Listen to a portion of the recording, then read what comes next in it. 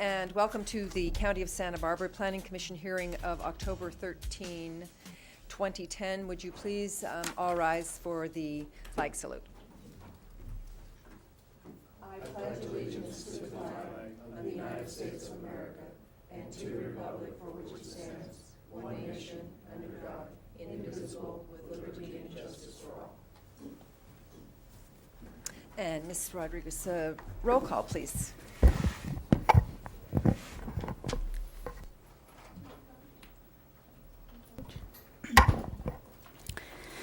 Planning Commission hearings are televised live on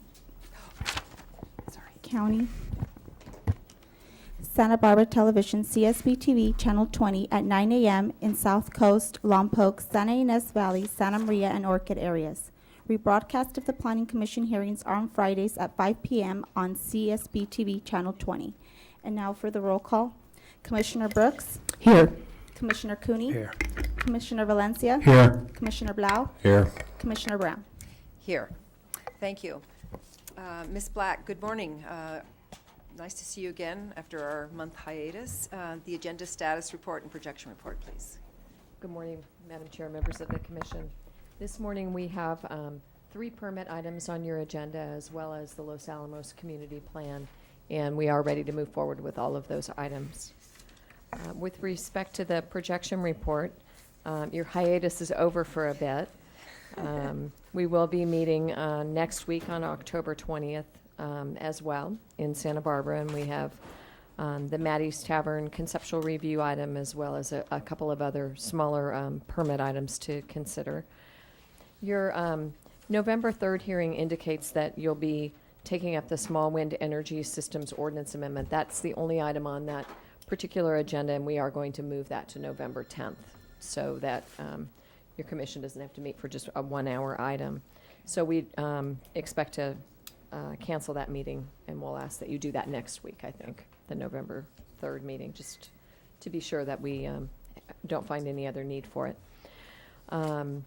And then the next time we are scheduled to meet after November 10th is December 1st. We have a briefing on the Goleta Transportation Improvement Plan, as well as the Metro PCS cell site at Rincon, and that's the date we are planning on having our holiday lunch. Okay. So if any commissioners have any input on where they would like to have the holiday lunch or anything, we are starting to investigate that, and we are we would welcome suggestions. And I think that's And then essentially, I'm sorry, December 8th. I was thinking we were done. We're also planning on having a hearing in Santa Maria on December 8th. We have a couple of items on that day as well, as you can see. So far, we have nothing projected for January 5th, and we'll see how that projects out, and we do expect to come to the Commission on January 12th with the Clark Avenue commercial project. Okay, great. So we're starting to schedule items into January already. Great, thank you. Now is the time for public comment, and this is the time set aside to allow public testimony on any item not on today's agenda. Commissioner Brooks, do we have any speaker slips? No? Okay, thank you. I will close the public hearing and turn it back to the Commission for any commissioners' informational reports. Seeing none? I have one. You do? Excuse me? I do. Commissioner Brooks. Thank you. I thought it was interesting to read about the UCSB Central Coast Survey done by the UCSB Social Science Center, and different papers reported in different fashion, which in itself was kind of interesting to read. So I think I did know, as far as land use, I think this is from the article that was in the Daily Sound. It says the Santa Barbara County residents, according to this survey, which was 800 people, I think North and South County, it says that county residents are generally satisfied with their community's rate of growth. Residents throughout Santa Barbara County support agriculture. And the last one, it said that, most people in North and South County, there is support for the environment. And there were other issues having to do with more social aspects, but I thought those were kind of telling, for our commission. And I think it was interesting on the survey's take on how they felt about housing. Would you like to explain? Do you have that in the little article where they talked about they don't like dense housing? I don't know if I have that one, Oh, that in particular. I read this morning, actually, the Lompoc Record had a summary, an analysis, of the survey, and they also had an editorial about it. But they did say, one of the differences, let's say, between North and South County, North County had concerns about immigration, whereas South County, the number one issue is affordable housing. But I think at least the article I saw said that people would prefer to have housing sort of spread out rather than go up in dense housing, but they don't want to see it necessarily on ag lands. Anyway, so much for the survey. Madam Commissioner Chair, Lindsay. just a Yes. comment on that. In the city of Lompoc, we all live on ag land. The city of Lompoc was all ag, and as it's grown outward, we've all taken, I live on prime ag land. It was all ag land, and the cities were little communities. And so sometimes it's a misnomer that we're not going to use ag land. In the state of California, 48% of the state is in ag. In the Santa Barbara County, there's about 1.6 million acres. 800,000 acres of that is ag land. And in Lompoc Valley, there's about roundabout numbers, 135,000 acres of ag land. The city of Lompoc just recently agreed to move its boundary line to Bailey Avenue, and it's going to take in about 270 acres of ag land. And they're very concerned about it, but they don't look at the fact that they don't have any land to meet the needs of the land use element and the allocation by SB CAG, where 500 homes were allocated for them for that new period. They don't have any place to put it. They have to go out. There isn't any other place. So we're all slowly going into ag land, but not at large chunks. And this is something that's going to take over 8 or 10 years to do. So, the alarm that the sky is falling, sometimes we need to be reasonable about these things. How do you plan for 500 homes inside the city there, unless you take down some neighborhoods and put them in? You have to go out and you do it in a reasonable fashion. This area that they're going in is questionable whether it's class 1 or class 2 or class 3 or class 4 ag land. But at some point, it's going to happen. About 50 years ago, the city of Lompoc said to these people in these ag lands, you have to be part of the sewer district. And they had to pay, some of those properties had to pay like $20,000 to be part of the sewer district. And they paid that for 50 years. They paid that money, which is worth now probably a couple of $1 million, and they got nothing for it. And now they've asked to be included in the boundaries. And there's a big argument about that, but, the sky is not falling, and we're slowly growing as we all put on weight. The city's putting on weight and expanding a little bit, but it's not in leaps and bounds. Thank you. Well, it's interesting, that may be the mode of growth in your community, but on the South Coast, it's densities, we're looking inward rather than outward because we don't have any place to go outward. You can only go so far, and so I think those are some of the differences, that up here you have that space to move around, and where we are on the South Coast, you don't. And I think for all the communities, I live in Goleta, I used to be a lemon orchard. Mhm. So So everybody has to be careful because, if you try to put it all in tight to preserve, you build little ghettos because the kids don't have any place to play, you don't have any parks, and everybody thinks that this is all going to be homes. It isn't. Some of this 270 acres is going to contain parks. There's going to be a auxiliary fire station that we need in that end of town. There's going to be probably another school of some sort, so it meets the needs of everybody. Thank you. Okay, we'll move on to the minutes of September 8th, and I'd like a motion for approval, please. I so move. Good, thank you. And any seconds? I'll second, Madam Thank- Chair. I did thank you. find a Okay. couple of typographical errors that I'll discuss with the clerk. Okay, and- any other changes, corrections, additions? Okay, hearing none, then I'll call the question. All those in favor of approving the minutes of September 8th, please say aye. Aye. The motion carries. And one abstention, okay? So that's 4-0-1. We next move on to the Director's Report and Board of Supervisors hearing something, and I welcome Dr. Russell. Nice to see you.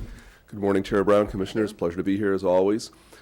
Since your last meeting of September 8th, there have been 4 Board of Supervisors meetings. On the 21st of September, we did the second reading of the changes to the Administrative Fines Ordinance, Chapter 24A, explicitly allowing for the designation of an alternate hearing officer, and also allowing for extensions of appeal hearings beyond a 45-day deadline if the applicant agrees in writing. And I'd like to emphasize that we set the hearing date, so that doesn't allow someone to delay their own appeal. It's only if it is necessary for scheduling reasons. On the 28th, I don't think there was all that much of consequence for the Planning and Development Department.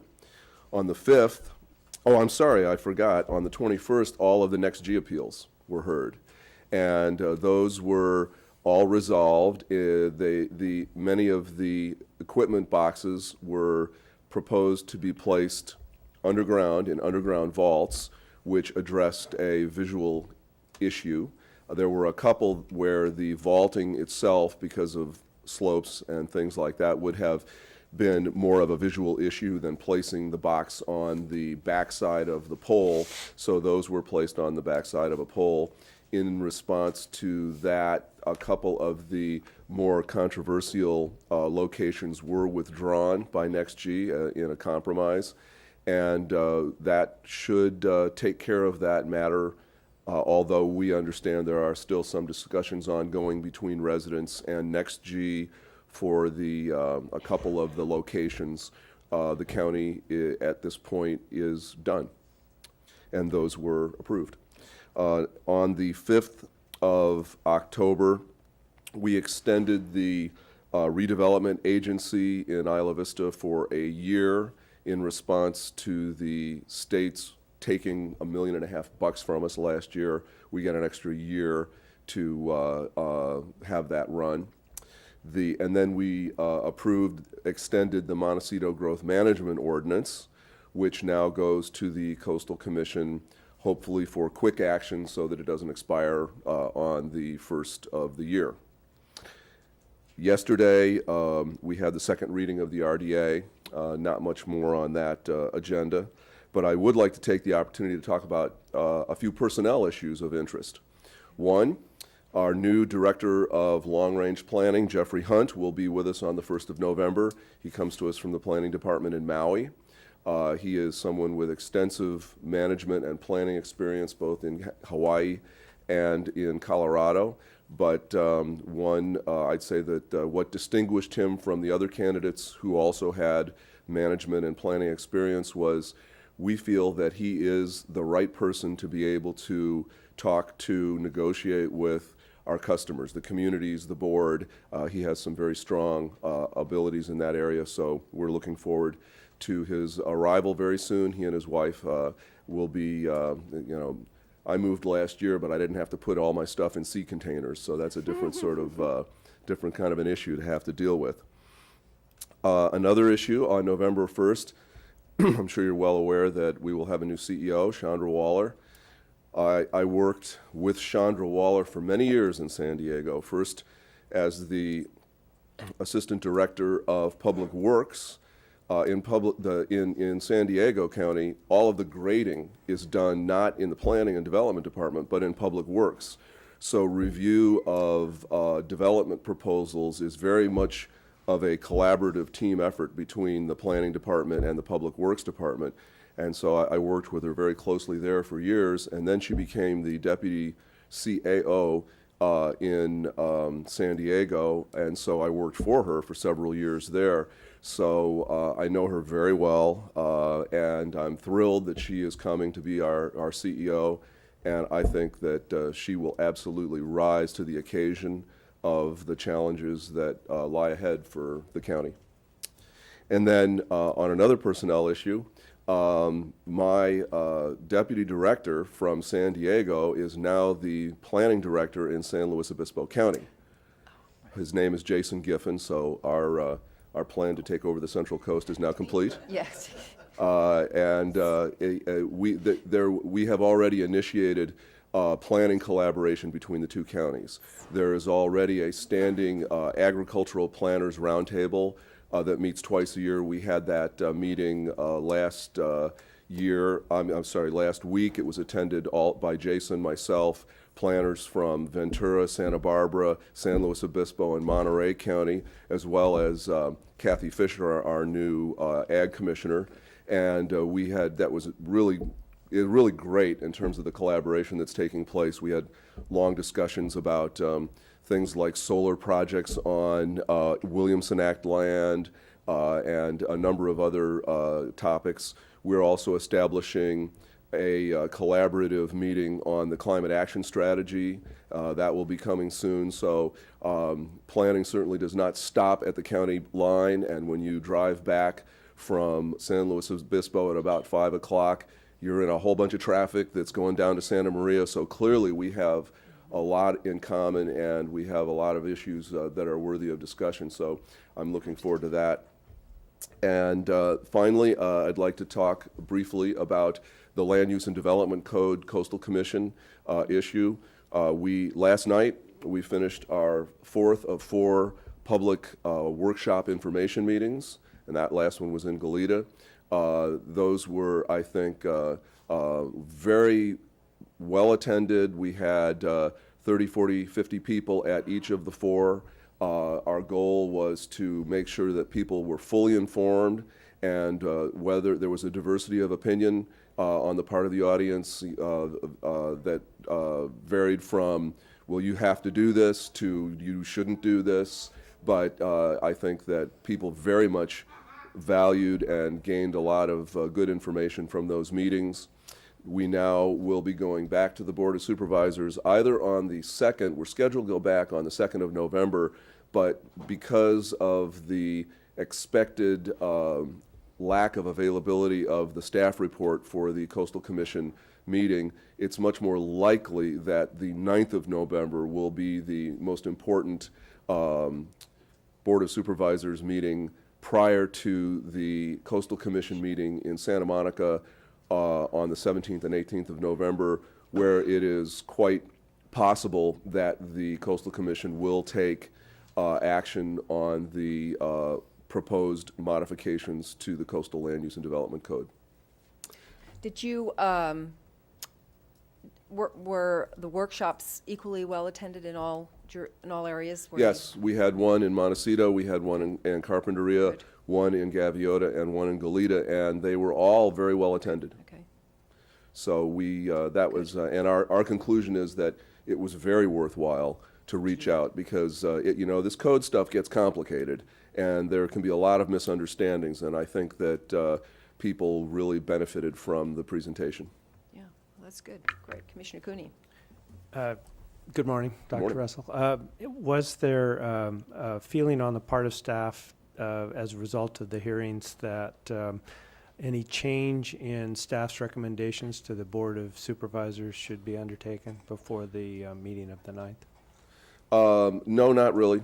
I think that certainly the Land Use and Development Code proposed modifications are controversial in nature, but we still don't know what the Coastal Commission is going to do, so the real key recommendation will come after they act. So after the Coastal Commission acts, and the board has the choice of either accepting or rejecting the modifications.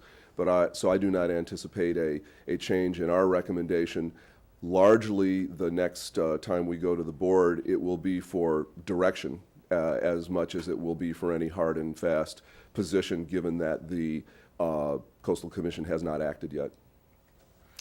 The reason I asked the question is months ago, this commission took up the subject of those proposed changes, many of them. Some have been modified in discussions with Coastal Commission staff, as you know, but it appears that the portion of the public that we had the opportunity of hearing from has not changed drastically in terms of input from what has been heard at the public hearings recently. I believe, Commissioner Cooney, that is correct. Diane, would you care to add anything? Madam Chair, members of the commission, I think that's true. I mean, we certainly received more input from some members of the environmental community discussing the benefits of the Coastal Commission in general and some of the suggested modifications, but I would say the vast majority of people are still concerned about those same core suggested modifications that we brought to your commission. And I would be happy if there's certainly time available next week if you'd like me to go through the status of the suggested modifications with your commission, just so you have a little bit more updated information on the land use development code if you'd like.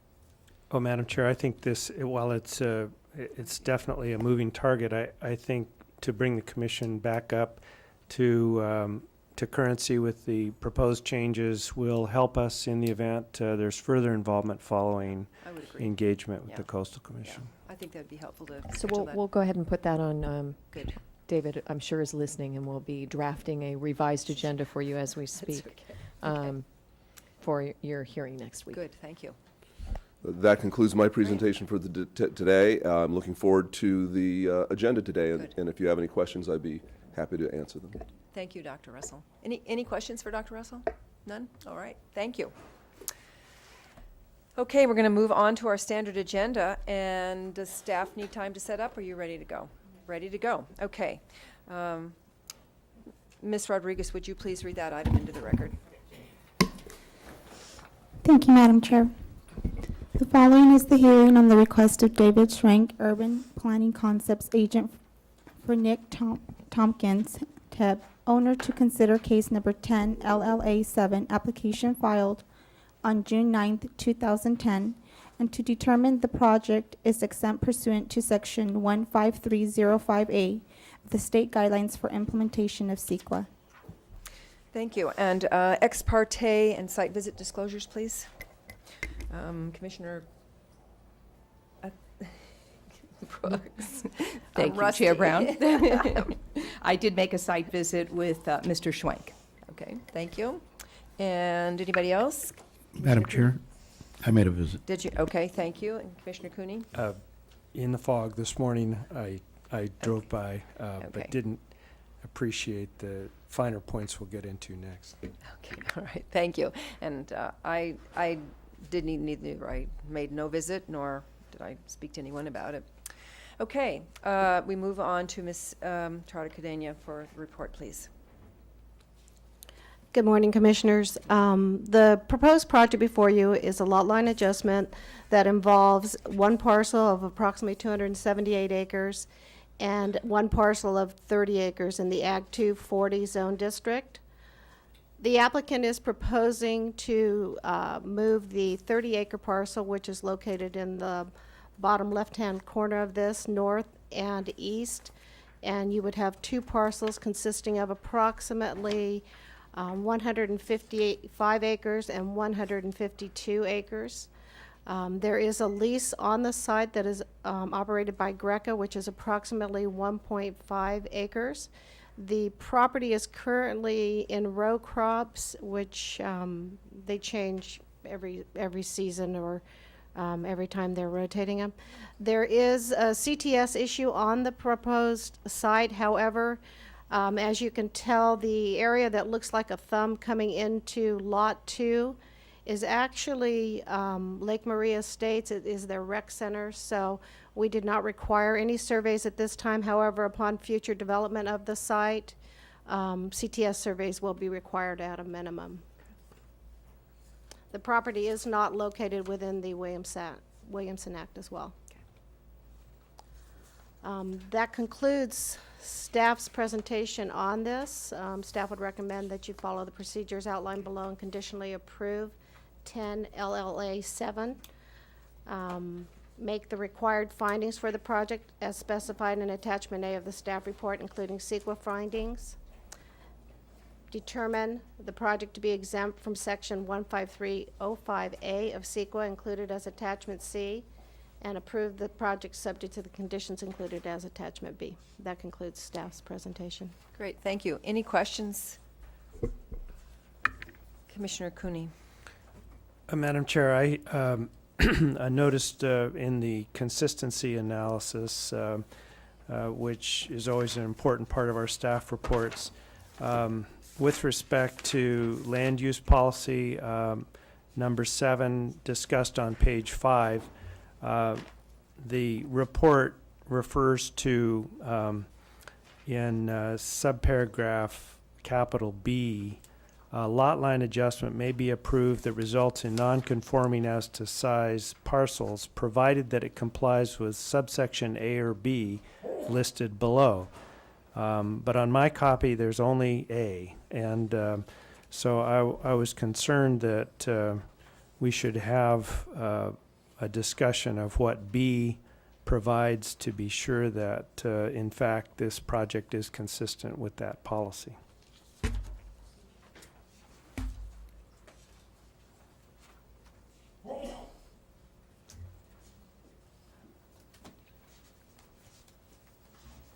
Council? Not sure. Madam Chair, Commissioners, if you'll give me a minute, I'll Okay. just pull it up on the computer and I can read it off, and then that way the Okay, Commission will be fine, aware of okay. what it said. Thank you.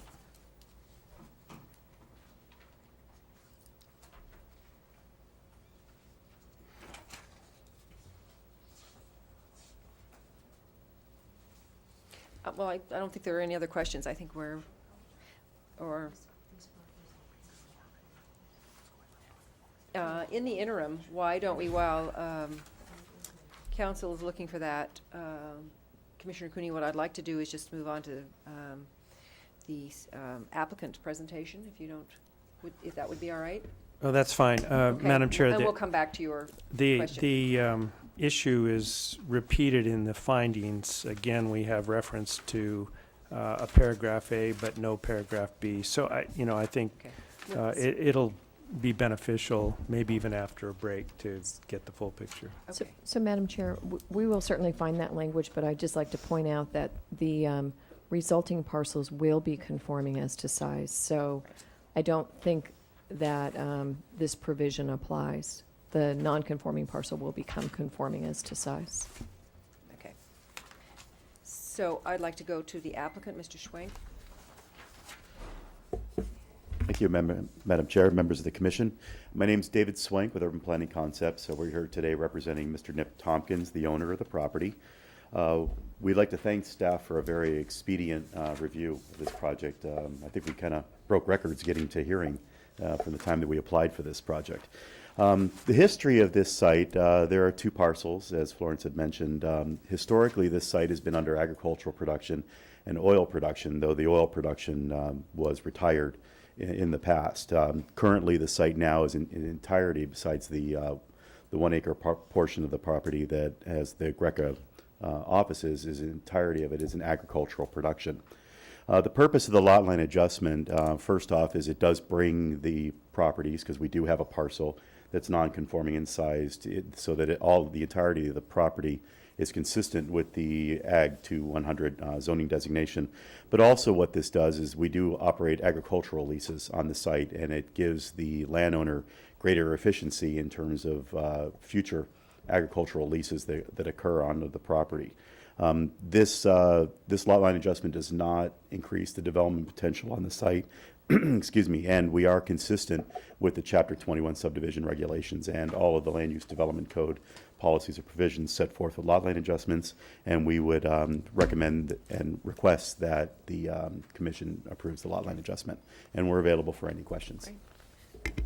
Commissioner Valencia. Thank you, Madam Chair. Mr. Swank, I noticed that there's about 9 easements on the property, and these people have all notified of the lot line adjustments, that there aren't any problem with the documentation. Madam Chair, Commissioner Valencia, yes, all the proper notifications are in there, and all of the easements are legal recorded easements. Thank you. Okay, thank you. If County Council has response, thank you. Madam Chair, Commissioners, I've taken a look at the provision B, and first of all, I'll just let you know that it's expired. It's an exception that expired 5 years after the effective date, which was September 12, 2000. But it applies to parcels if parcels involved in the adjustment are within the boundaries of the official map for the Naples town site. So it's a very specific exception that has since expired. Okay. So, Ms. Black, perhaps in your templates, you could eliminate that B. And you could not do that? No? It's still within the land use Oh, element, okay. so Oh, it would so you need to can't be do that. amended All right. out. Okay, that's fine. All right, I'll move to public comment. And do we have any? We have none, so I will close public comment.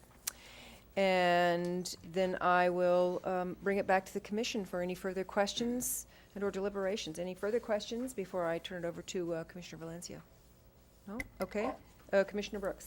Yes, thank you, Chair Brown. I just want to clarify, I actually did not go to this property with Mr. Schwenk. I drove by it on my way To to another. another site visit. But I certainly like the idea that with balancing these parcels, it will promote ag production. Good, thank you. Commissioner Valencia.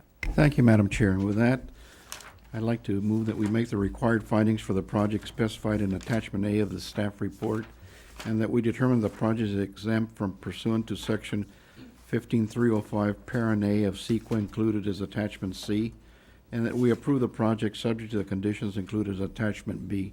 Any condition, any changes that might be added at this meeting. I'll second it.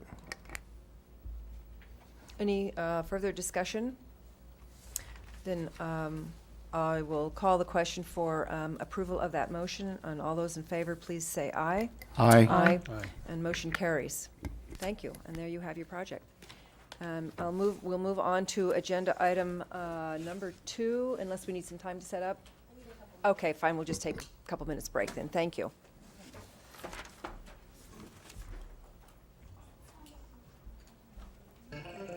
Number 2, and Ms. Rodriguez, would you read that one into the record, please? Thank you, Madam Chair.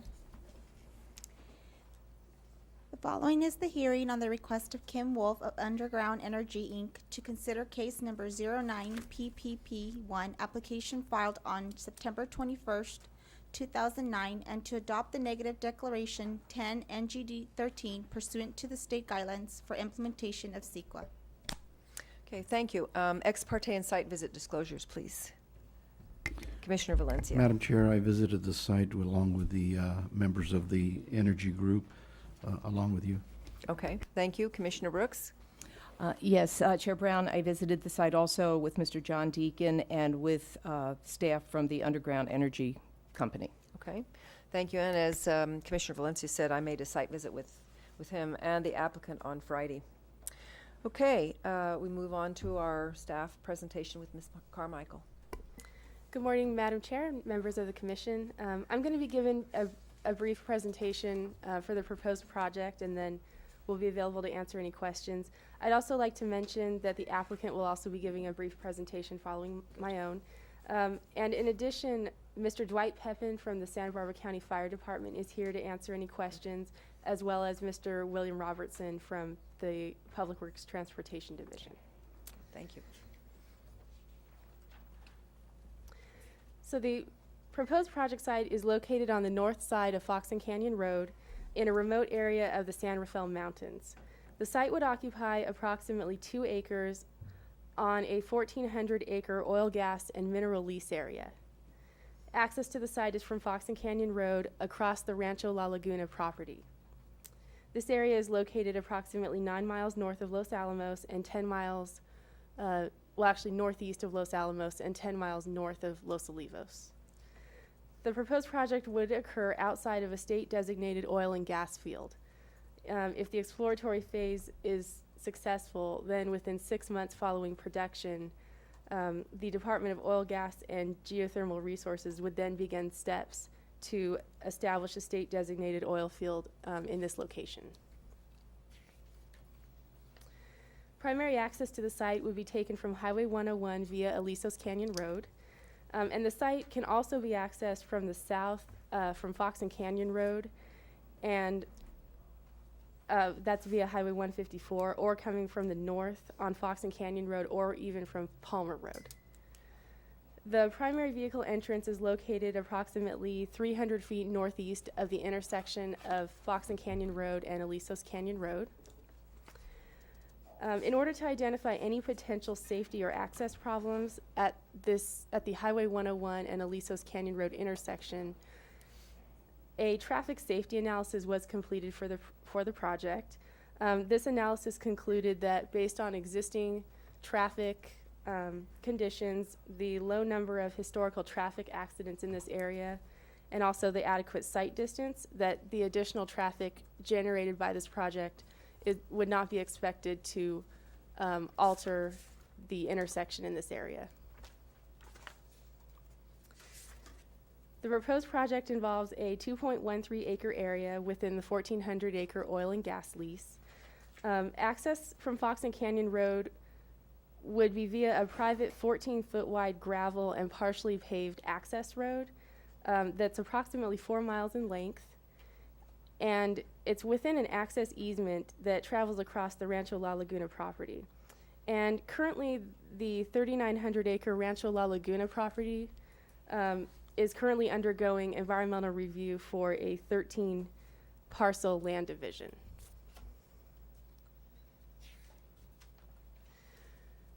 The 2.13 acre area on which the exploration and production activities would take place is in a remote pre-disturbed location that has been previously utilized for oil well development and mining activities in the 1940s. In order to access this area, all traffic would travel across the adjacent private property. And Planning and Development and the Santa Barbara County Fire Department carefully reviewed this travel corridor for necessary improvements to facilitate this traffic. And so as a project condition of approval, the road would be widened and improved in order to meet Santa Barbara County Fire Department requirements.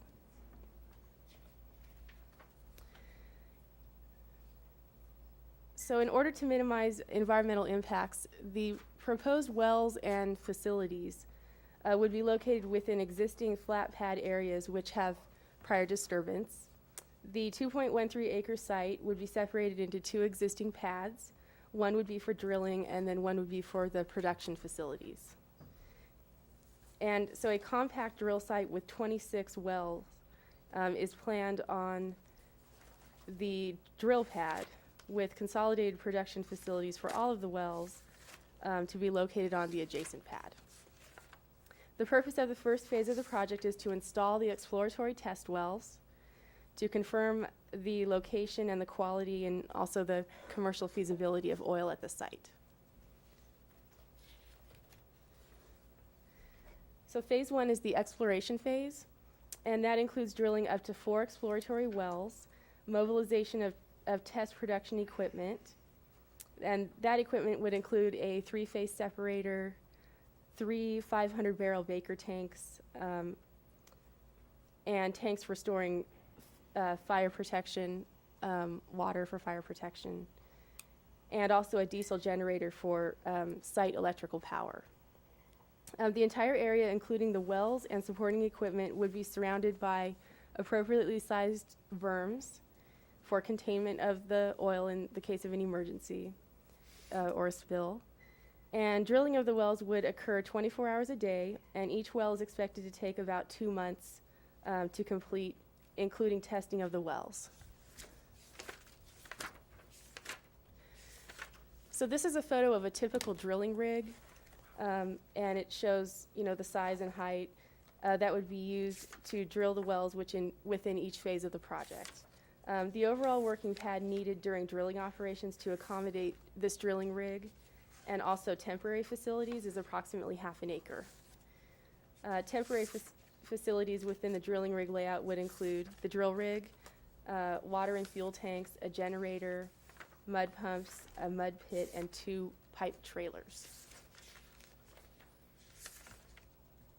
So phase 2 is the production phase, and the production phase would commence if the exploratory phase was proved to be successful. Permanent facilities that would be installed for the production phase would include a 3-phase separator and then a series of tanks for produce fluids, oil cleaning, oil storage, and also a flare. permanent fire protection facilities would be installed during this phase of the project.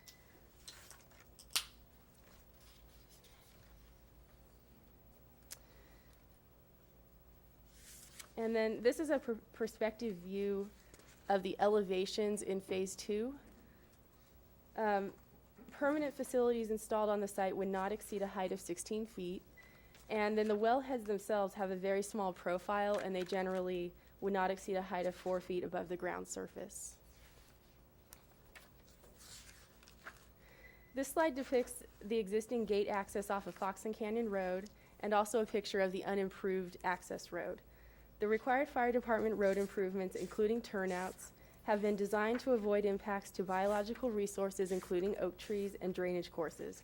No oak trees would be removed, but some limited tree limbing would be required to ensure adequate clearance for the emergency vehicles access, and also vegetation clearance for fire protection.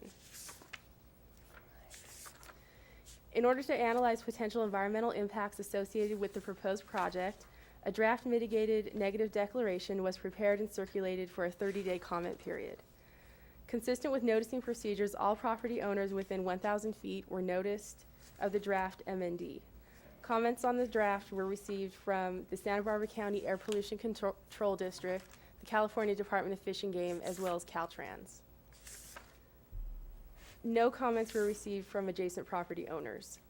And mitigation measures have been incorporated into the MND, into the impact areas that are listed on the slide.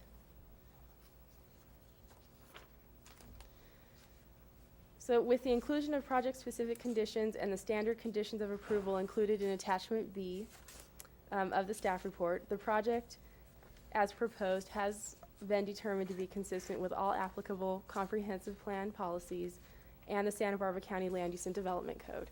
And the project site is not located within a community plan area. In conclusion, staff recommends that the Planning Commission make the required findings for the project specified in Attachment A of the staff report, including CEQA findings, adopt the negative declaration and the mitigation monitoring program contained in the conditions of approval, and approve the project subject to the conditions included in Attachment B. So thank you. That concludes my presentation. Thank you, Ms. Carmichael. Any questions by commissioners? Commissioner Brooks. Yes, thank you, Chair Brown. I had asked staff regarding the proposal for further subdivision of the Rancho La Laguna property. Were you able to obtain a map of what this might look like so we can see it in relationship to this particular site? Susan? Thank you, Madam Chair and Commissioner Brooks. This is showing the proposed subdivision. Unfortunately, it does not actually show the project site location. However, it is north, just north of this site. I do have the other slide I can put up if you wanted to see the relation, but this does show the proposed 13-lot subdivision. I would like to see the, just see the proximity of these subdivisions, you know, to the project that we're looking at today. Thank you. Okay, Madam Chair and Commissioner Brooks, so you can see the triangular, the triangular shape here is where the land division, the proposed land division is located, and then the project site is just on the adjacent parcel to the north. And I would say it's approximately 4 miles from, well, it's 4 miles from Foxen Canyon Road, where you drive in, to the site. It's approximately a 4-mile road there. So, I don't know if Mr. Karamitsos wants to add anything further.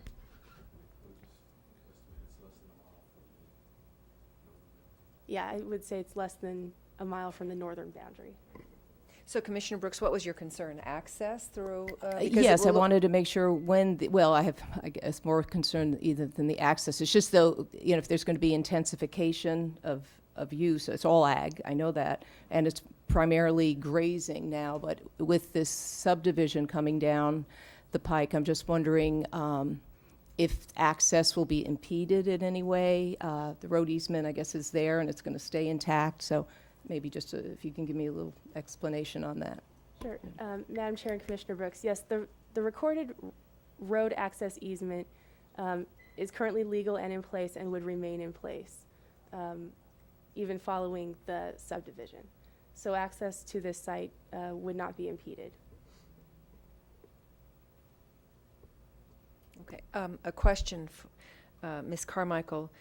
There's nothing in our documents which prohibit the applicant from using, and I think you just want to reiterate, from using other roadways other than Aliso Canyon. So they can go down Foxen to Zaca Mesa or however they want to get to 154 down to 101 or, so there's nothing. I just want to make sure, since you did, I guess Caltrans wanted that traffic study on Aliso Canyon intersection because it is sort of a slight problem. Just there's no facility for people really making turns and whatnot. Madam Chair, John Karamitsos, working with Dana on this project as their supervising planner. And you are correct. We have looked at the project and the project-generated traffic and not identified any issues that would merit conditioning the project to not use the public roadways once it gets onto that system. Okay, good. And just to elaborate on the question about crossing the private property between Fox and Canyon Road and the project site, again, as Ms. Carmichael noted, we looked carefully at the road geometrics and the ability to accommodate the project traffic. And it would be suitable to accommodate that. There'd be two phases of the project. There'd be more traffic during the exploration phase, but there still will be large vehicles and periodic traffic during the production phase if it gets that far. And of course, if you have more people living and working back there, there'd be more potential conflicts. But we saw nothing to raise that issue to a level of conditioning or limiting the project. Okay, thank you. Any other commissioner questions? No? Okay. I would like to turn it over to the applicant for their presentation.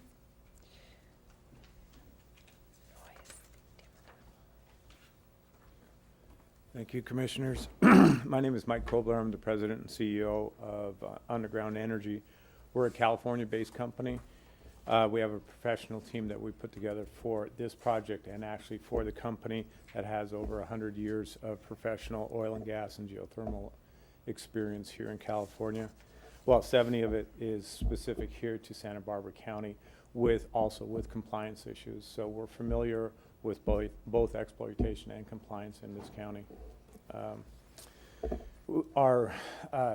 little bit about our company. Our focus is going to be here in Santa Barbara County, especially northern Santa Barbara County. So it behooves us to start out on the right foot, and we believe that we've done that working with staff here to get the kind of project out ahead of you and for your approval. We focus on oil that's essentially being left behind. I mean, it's already been explored. It's typical of our site. This site was explored back in the 40s, and we're just using more modern technology to go back in there and take a look and see if something was missed, or we can exploit with more modern techniques. Again, we're committed to our environmental compliance and safe operations. We'll be doing a lot of our biological work. All of our compliance work will be under the supervision of designated county specialists. We are in a remote location, but that's the beauty of this site. It was a remote location, but it is actually close to infrastructure. It's pre-disturbed, right? As you that went up and saw the site, was disturbed back turn of the century. It was also disturbed back in the 40s and 50s. We've also taken essentially what would be considered minimal use or urban techniques on the drill site. So even though we're in a remote location, we've actually made it a compact site. So again, we've minimized our impact. Even though it was pre-disturbed, we've minimized it also. And that's a technique that's actually used inner city LA for drill sites in there. From the photo that you can see up there, well, I can't see it very good, but that's actually the backside. That's an old mine dump up there that was actually mined back in the 40s and 50s. And we're just utilizing the existing area that was already disturbed. Since this is a new operation, our facilities are going to be new. We're not inheriting old, leaky facilities, aging facilities. These are all going to be new, current. We're using current best industry standards for our operations and design. And we've talked to all of our adjacent owners, right? Talked to them about our access, talked to them about what our impacts are. And so we're pleased to bring you this project for your approval. Thank you very much. Hang on, before you leave, I just want to see if there, some commissioners may have questions. Any questions? No, great. Well, I have a couple questions. There's one condition that speaks to the evening construction restriction, and about not observing, let me just get the words here, that construction shall be minimized and contain all work to the well pad and limited incoming and outgoing traffic a half hour after sunset and a half hour before dawn. Now, your shifts are 12-hour shifts, and they occur, I guess, at 6 a.m. and 6 p.m. So how will you put this condition into practice, considering what Well, your schedule is going to be? First of all, there's the drilling part of it. Right, And that's a phase one. 24-hour day operation. And those are going to be limited in size and scope until we get the wells into operation. Right. Once we're in operation, then we will limit the access times to the site. And we actually had a discussion about this because we've all had to deal with noise impacts in other sites. And it's really fine to have the noise monitoring, but it's really, it comes down to complaints. If we're even inside our work hours, if we have complaints about noise, we're going to have to react to those. Okay. This Right. was not really, I appreciate your adding the noise, but this was as a result of the letter from Fish and Game about limiting construction hours. So it's really about limiting it for wildlife when it is active Okay. during these hours and most vulnerable to vehicle or equipment-induced injury or mortality. So that's what that condition pertains to. So what is your experience? I guess maybe you've never had a condition like that before in other projects? I have, You but have, I'm okay. not sure I want to bring them up. Okay, so how will you put it into play in reality? Again, we have consultants will identify those types of issues to us, right? And so we will have a county designated, I have the word for it, hold on, compliance officer, right? That will bring out what kind of mitigation we have to, that we have to comply with. I had a similar, you asked me about a similar kind of restriction that I had on a project. We did a project next to San Francisco Zoo where I had to monitor the mating seasons of the animals inside of the zoo. Okay, and we had to restrict our construction Okay. activity To certain. to certain times when there were certain issues brought up to us by the zoo biologist. All right.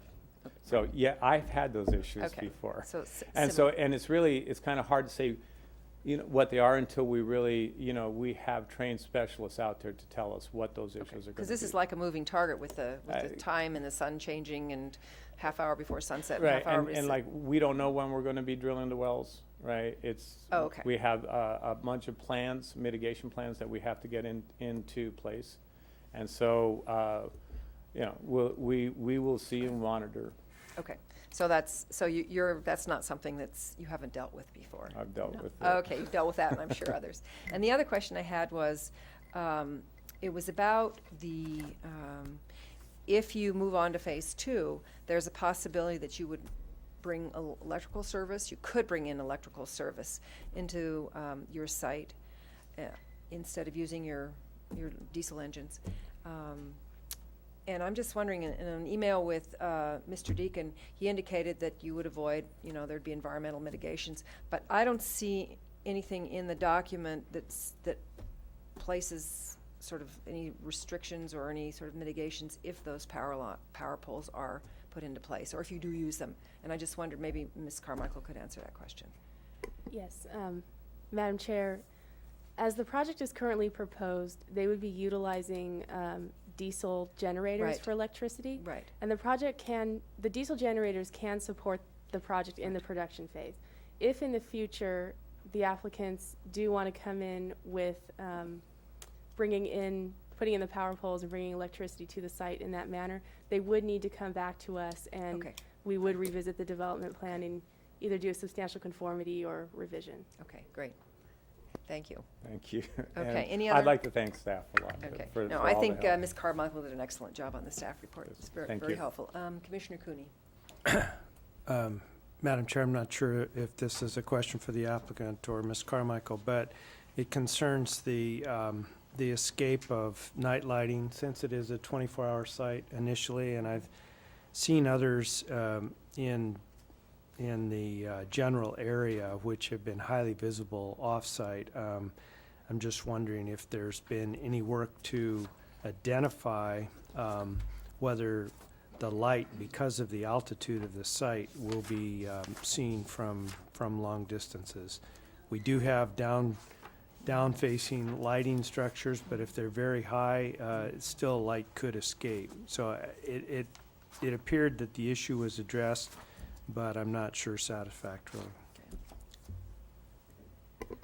Madam Chair and Commissioner Cooney, the project site location is very remote, and actually the geography of the site is almost, it's almost like a bowl, I would describe it. I mean, the site where the drilling would occur is very low compared to the surrounding mountains and hillsides.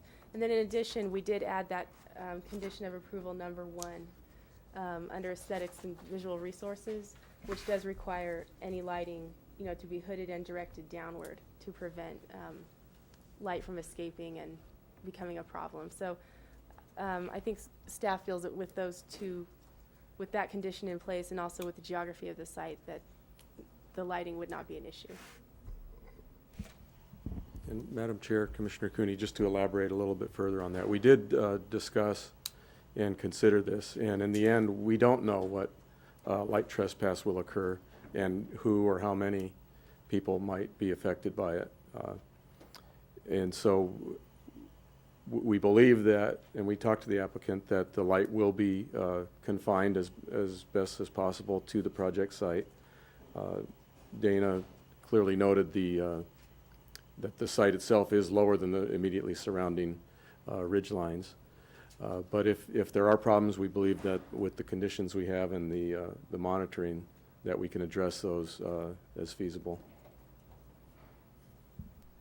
I do know, I notice that you have not only the opportunity to review the lighting plan initially, but then once it's installed, you'll have an opportunity to inspect the structures upon completion to make sure that they match what's on the plan.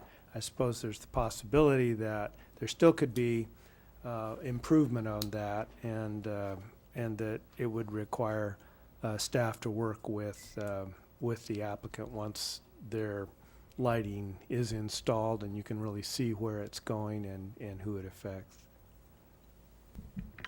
Madam Chair, Commissioner Cooney, that's absolutely correct, and I do believe that if the project's approved and moves forward, that we will be hearing from people once things start to happen that weren't noticed, because there will be some increased activity back there and probably some light that'll be visible.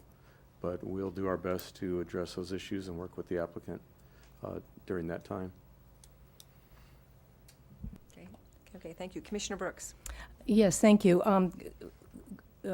Tagging on here with the visual impacts, I'd like to recommend and maybe suggest that during the hearing we look at the condition to make sure that monitoring is done in all weather conditions. I live quite close to an oil facility, and in the evening, especially when the fog rolls in, the glare is enormous, from various spots. And even though this too seems as if it's down in a little bowl, depending on atmospheric conditions, the lighting can be seen. So I don't know if that could be done, but on a foggy evening, a stormy evening, a clear evening, the monitoring needs to be done, during, I think, more so the evening time, for sure. I just want to ask a question about this lighting. When you review the lighting plan, you see cut sheets of the lights so that you know what the light fixtures and the lights look like, and if in fact they are hooded, if they're fully hooded, or what, is that what staff sees? Madam Chair, yes, they submit a lighting plan showing the types of lighting that they plan to use, the type of shielding that would be used, and also the location of each light, Right. and the direction the light would be shining. And then we take that lighting plan and actually review it with our permit compliance staff member and talk about it, and then if there are any revisions, we'll work with the applicant at that time, and if there's any changes that need to be made. Okay, Commissioner Brooks. Yes, thank you again. I think we'll be hearing from the fire staff, because I have very many concerns about fire protection plan that will be developed for this. I want to, address the applicant on, when I visited the site, I marveled at how compact the site is. And I'm looking at, the illustration that was given to us today. And it made me think, okay, we will have workers there, 12-hour shifts. I believe it was staff, when they gave us, in their presentation, you see a drill, and I count 7 trailers around the base of that drill. So maybe, the applicant could explain to me, what will be, I would like to think the site is going to look like, the illustration that we got, but there have to be amenities of sorts, for the workers, and how extensive will they be? Because again, you've done a wonderful job designing and keeping the site compact, but I hope everything will fit. What you see here is during the drilling operation, and this is a very finite operation once we get the wells in. For phase 1, we have 4 wells. Phase 2, we have the rest of the wells. So this is these are, you have supervisors up there, supervisors' trailers. You have testing, there's all sorts of testings, there's logging. So there's geologic loggers that are going to be up there at that time, mud loggers, right, that are logging all the cuttings that are coming out of the hole. There's technicians that are up there to make sure that the weights of all the drilling muds are going to be there. So all of these are actually production facilities during the drilling operations, and very specific to the drilling operation. Right. And they are confined to that site. When you say confined to the site, you have a certain area, well, let me ask you this. Having been to the Brightburn project, when we saw that, there's fencing, there was that orange fencing around the biological resources, and I imagine there'll be the same thing here, so Yes. that you won't have your equipment that's stuck in between trees. They may be adjacent to them, but they'll be set back from them. Yeah, yes, and there's also training, there's site-specific Right. training for all of the workers that go on site about what issues and where to park, where not to park, and where not to walk. Okay, great. Thank you. Any other questions for the applicant? No, thank you. Thanks. Okay, would you like to hear from our fire department representative? Great, thank you.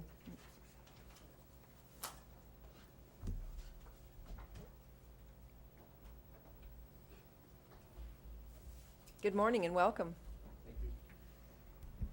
I don't know if you had a presentation or if Commissioner Brooks was just going to ask questions. Take the questions. Well, I'd like to hear your presentation, and then if my questions aren't answered in the presentation, I'll Okay. address some of the issues I have. Okay. Madam Chair, members of the commission, I'm Dwight Pepin. I'm one of the senior inspectors for planning and engineering with County Fire. I've been out to the site several times with the applicant, working on both the phase 1 and the possibility of Phase 2. And currently, we have a approved access plan for Phase 1, and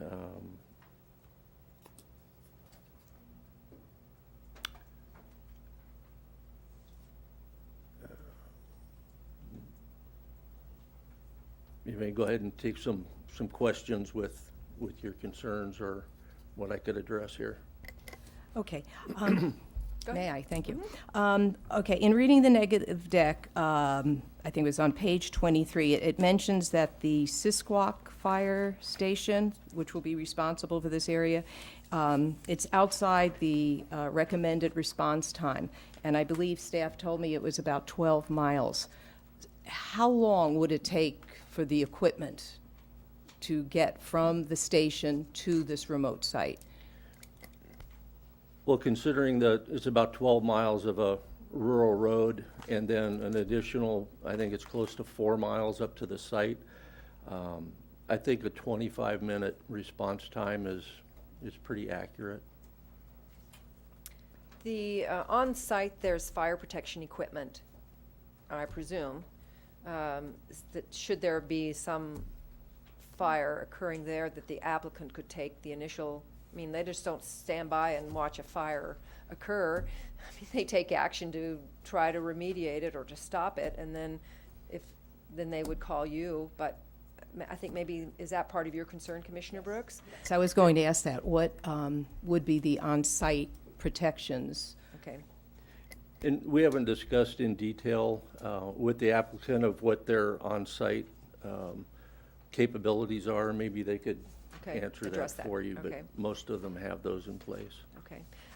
And maybe a broader question is, these kinds of operations, they generally don't start fires. I mean, Correct. I think the fires that are started in the National Forest are human-made, and the Zaka fire and some of the other fires that were in the area where had nothing to do with any of the oil drilling. Is that Yes, correct? the product themselves here is pretty low flammability. Right. And then they also have to adhere to all our defensible space around all their facilities and the area up there. And there's quite a bit of defense space in that area. Yes. Except for the oak trees. Okay. Would you like to hear from the applicant, Commissioner Brooks, regarding this issue? Perhaps. Again, if there were to be, some type of incident, and I believe that, I'm just trying to find the words that were in the, in the conditions. I guess when I read the fire department letter, considering, we had the Zaka fire, and granted that was, human error, but, let's say now we are bringing in some intensification of use out there. What is the training of the staff? I know there's water tanks there for both phases, but in this 25 minutes, I'd like to kind of get an idea of what can be done, should there be an incident on site or near site. So maybe the applicant could. Speak to that. Yes, and, are the workers trained? I mean, is there equipment up there? As part of our mitigation, we're required to submit a fire prevention plan for the site and for our activities, right? And that goes to the fire department for their approval. We will have, and just for an example of what goes into that, I mean, we have hot procedures. Whenever we're working with fire, there has to be like a welding machine. You have to have, if it's outside of an approved area for that type of work, then you have to have a starter, another person there with a fire extinguisher before you. So those are examples of things that are going to be inside our fire prevention plan. And so there is a limited amount of training to handle an incident. Our first priority is personnel safety, right? And then it's really to try to control it until the professionals get there. So. Great, thank you. Any other questions from the commissioners? Okay, hearing none. That's great, thank you. Commissioner Valencia. Madam Chair, I just want to say that on our trip with you up to the site, I was very impressed with all the questions that were asked and answered by the staff, by the energy staff. I mean, they talked to me about the fire, about the wildlife, about the parking, about all of the hairpin turns, and about some of the problems that they might have. How they protected the trees and so on. They were it wasn't just going up and looking out the birds and coming back down. I mean, they were very informative of all the things that they were going to do to protect the site. And the site, again, is an extremely small site. It's probably smaller than this little parking lot and this building here that we have. So it isn't a large impact area.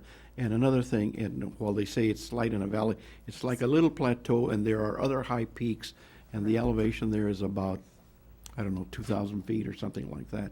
But I didn't see any problems at all. I felt very confident by the staff that they want to protect the site and do what they have to do. Thank you. I'd like to open up the public comment period. Do we have any speaker slips? None, then I will close that and close the public hearing, bring it back to the commission for any further questions. And if there, Commissioner Brooks, you have any further questions? I do. Okay. Yes. I guess of staff, looking at the Fish and Game letter, and it looks as if I'm missing the page 2, Yeah. possibly, yeah. I didn't see anything, from what I had read on page 1 that would be striking, but I was wondering about what was in page 2. Yes, Madam Chair and Commissioner Brooks, I was notified yesterday that page 2 is missing, and I did email a copy to Chair Brown. And I think we can get you a second page right now. I think the Okay. meat is on page 1, though. Okay. The meat and the All right. potatoes are on page 1. So. I'll trust your judgment on that one. Okay, You're the yeah, Fish that's and what Game I had a expert. question. And they were adequately, the Fish and Game was adequately represented in the document. So what you see in the NMD is taken from that letter. Any other questions? Go ahead. Yes, okay. As I was reading through the documents, I noticed that for the monitoring, and I did discuss this with staff yesterday, many of the monitoring conditions would say, to be inspected as appropriate. And I had asked that, for some of them, especially having to do with fire, the visual impacts, if those could be made more specific, quarterly, yearly. It just seemed to me as appropriate might be, responding to complaints. But I think I'd like to see the monitoring done a little bit more at specific times. And I don't know if The that's site too much doesn't- to ask, or if my colleagues. Mr. Karamitsos. Madam Chair, Commissioner Brooks, I believe that, I know there will be various levels of monitoring by a number of agencies on this project. And I think in terms of getting to your desire to ensure that that appropriate steps are taken, noting that clause, that we could possibly consider having a monitoring report that's prepared and submitted by the applicant at identified milestones. So I think it would be a tighter reporting period during the exploratory phase, and then if it did go into the production phase, have an annual report or a semi-annual report for a couple or a few years until things really settle out on the thing. And those could be submitted to your commission, or you could be apprised of those in some way. But that's my thought on it. We're in reliance on a number of levels of regulation by different agencies on this type of activity. And the technical experts aren't located in the planning department, but we'll be out there responding to complaints, ensuring that the conditions on the land use components are being adhered to. But we could also, I think, efficiently and appropriately consolidate some of the monitoring components and prepare them in a report with the applicant. That's just my thought on that. I'm just wondering, in reflection upon Commissioner Brooks's concern, when the language says as appropriate, does, in my way of thinking, it refers to the condition. So P&D permit compliance personnel shall perform site inspections as appropriate, meaning if it's spill management, what that language is contained in that particular condition about spill management or equipment storage or trench inspection. That's how I read that they would go out and go, oh, trench inspection, okay, it's supposed to be, I'm supposed to do da, da, da. That's how I read that. But maybe that's, I don't know, perhaps that doesn't get to the matter. I'm not quite sure what Commissioner Brooks is looking for. And I think your recommendation of perhaps submitting something or having, or at least allowing her to see that, which she can see on her own. I don't know if the commission needs to see it, but Ms. Black, perhaps you have some recommendations concerning this issue. Well, Madam Chair, I just wanted to point out that we do inspect sites as necessary to ensure that the conditions of approval are fulfilled. And so we try not to prescribe, the frequency of site inspections for things where you can't really predict what will be necessary until you're within the construction phase. So it does require some thought and discretion on the part of permit compliance staff, and I think our permit compliance staff do a very good job of ensuring that they appropriately inspect these types of sites. If the commission wants to see some sort of a report on construction monitoring, you could certainly request that and include that in the conditions. That's not a typical requirement for projects, but it has been done on occasion. And what So would that is look like? possible. It would just say, there would be an absence of information. An absence of information would indicate that they're in compliance with our conditions. Well, I mean, we Is could provide a report with some input from the applicant about compliance during the construction and operation phase, if commissioners feel that would be important. But like I said, that is not a typical requirement, and I think it may or may not be warranted in this case. It just really depends on your comfort level. But that is a normal operation of the department staff to ensure that monitoring is occurring appropriately. Does the Department of Oil and Gas, Geothermal Resources, the Regional Board, and the Air Resources Board, do they do site inspections? Madam Chair, I believe that Dogger does, the staff from Okay, Dogger. so they come out and do, Yes. and they have their own conditions and their own standards, perhaps. Oh. Would you like to come to the podium? Thank you. And speak. If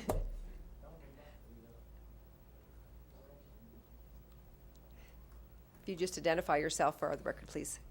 Hi, I'm Pat Abel. I'm the Great. district deputy here Great. for District 3, which Thank you. covers Santa Cruz, Santa Clara, Monterey, and almost all of San Luis Obispo and Santa Barbara County.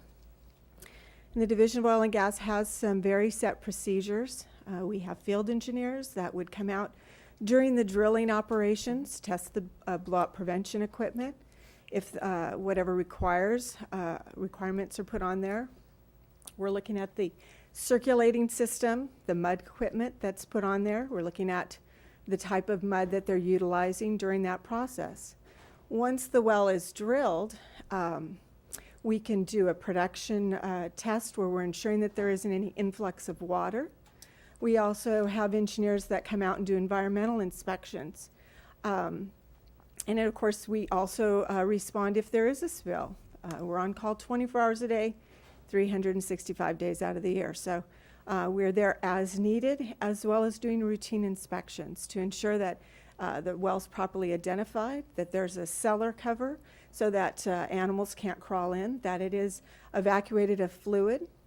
We're ensuring that tanks, we have AB 1960 and new regulations that will be coming out with more specific regulations as far as tank construction and the testing of tanks. We, at this point, ensure that it's on a leak detection system, such as a cement pad or a gravel base.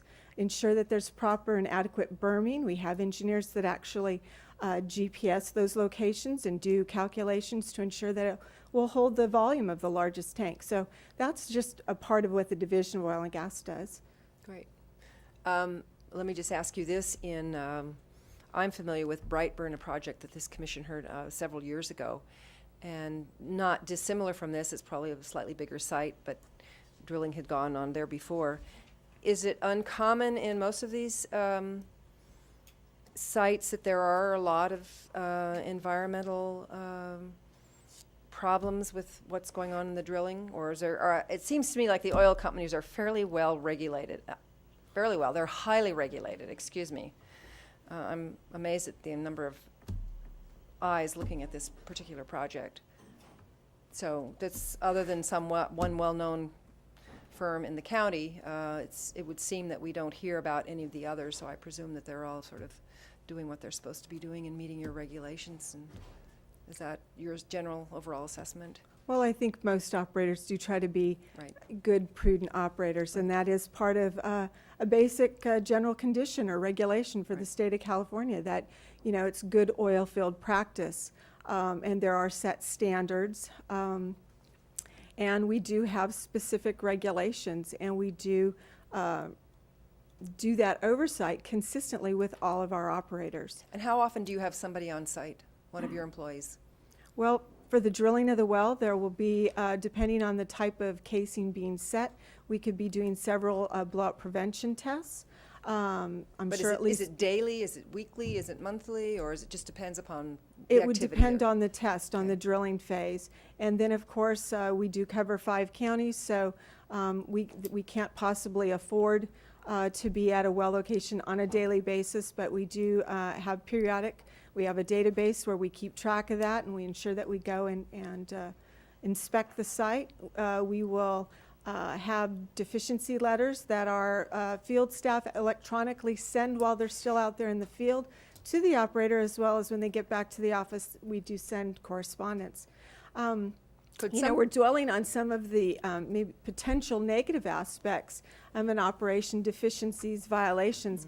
But I'm happy to say that this year we'll have probably the most environmental lease awards being given at a banquet later in the year. So we do like to recognize that there are operators that go above and beyond what is our normal regulations, beautifying, creating visual barriers through their vegetation, especially designating areas for endangered species like the Pismo-clarkia, giving up additional property, having some of the highest propagation rates of different vegetation species, so that they can work well with the environment.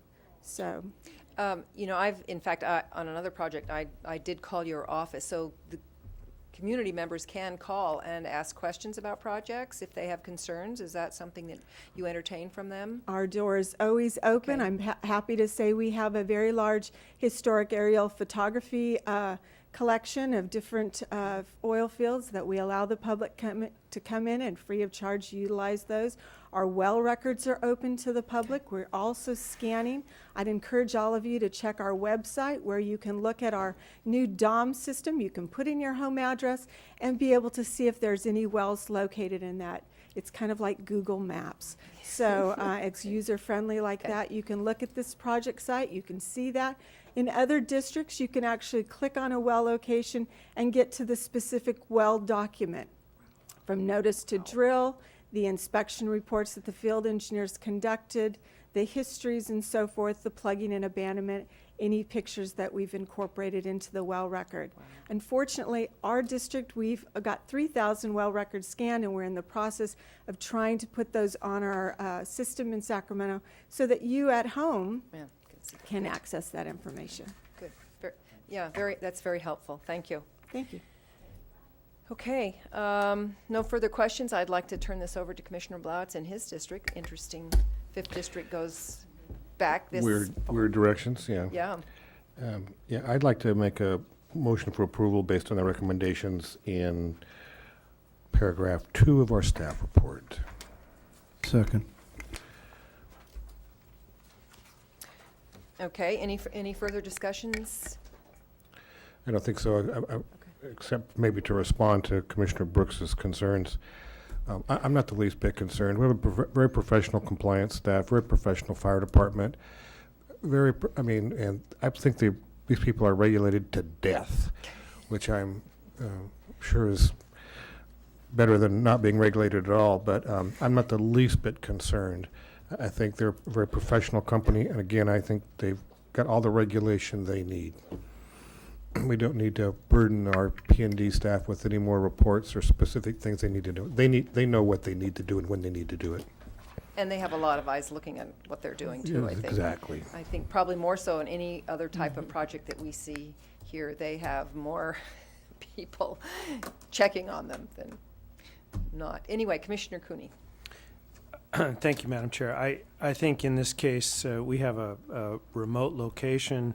First of all, we don't have any members of the public that addressed us with regard to their concerns about this project for a reason. There really aren't any that would be directly impacted at this point, though there is the possibility of future neighbors where it could be a factor.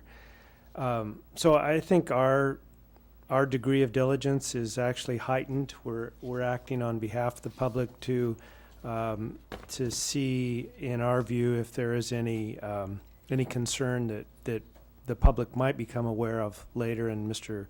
Karamitsos indicated he believes there will be at least expressions of interest and concern once the drilling starts.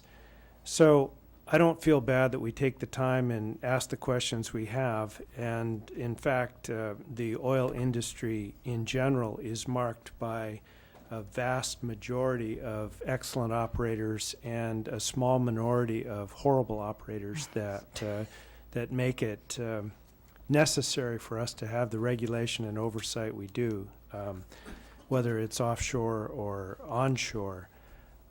Having said that, I think what we have in the north part of Santa Barbara County, and we've seen several instances of going back to these old oil fields and trying to extract oil through the use of modern technology is a positive process that we county regulators ought to support. And in this instance, it does appear to me that all the downsides have been looked at by staff, and while the proof is in the drilling, we're leaving it with the prospect that it'll be a positive influence on our county. So I'm happy to support this project as well thought through as it appears to be. Thank you. Commissioner Brooks. Yes, thank you, Chair Brown. I too, I plan to support this project. This is the first oil project that I've sat up here for, so I do have those questions, and I appreciate the information that has come forward, from the fire department and from the other agencies. I feel a little bit more assured that this monitoring question that I had, I guess it's taken care of. And I know that the oil industry is very, very regulated. And, as a member of the public, I think that's very important. I am concerned, about the fire. The fire, it is a high fire area. Nothing can change that. I'm sure, the applicant is very aware of that. The fire department is aware of that. And I'm sure that it will be run in an efficient and safe manner so that we would not have an incident. But I can't help but remember the Zaka fire, and it started back in the backcountry, spread quite a ways. I think we're still suffering from some of the impacts of the Zaka fire. So all that being said, I'm reassured by staff and by the applicants that there's plenty of monitoring that's going to be done. And I do plan to support the project. I just wanted some questions answered, and I appreciate those answers. Thank you. It's interesting. I spoke about the Brightburn project, which was my first oil and gas project, and I had, I think, probably many of your same concerns, if not more concerns, before I got up to the site, before I was on the site, before I read the staff report. My mind just went wild with all the bad things you think about the oil and gas industry. But I had to it was quite remarkable when I got up there, and after the hearing, I was like, oh, it was pretty clean up there. I was surprised how well-controlled and regulated, and, you know, they're self-monitoring, and I just, based upon that one experience, I feel very good about what they want to do here, and certainly they're going to be less destructive and harmful to the environment than what has preceded them in the past. That's certainly for sure. So, Commissioner Blau, I'm happy to call the question unless you have some final comments. Okay. Call the All right. question. Then I'll call the question for all those in favor of approving this project and Commissioner Blau's motion, which follows the staff report. Please say aye. Aye. Okay, that carries 5-0. So there you have your project. Thank you for all your time and effort, and we'll take a 5-minute break to set up for the next one. Thank you.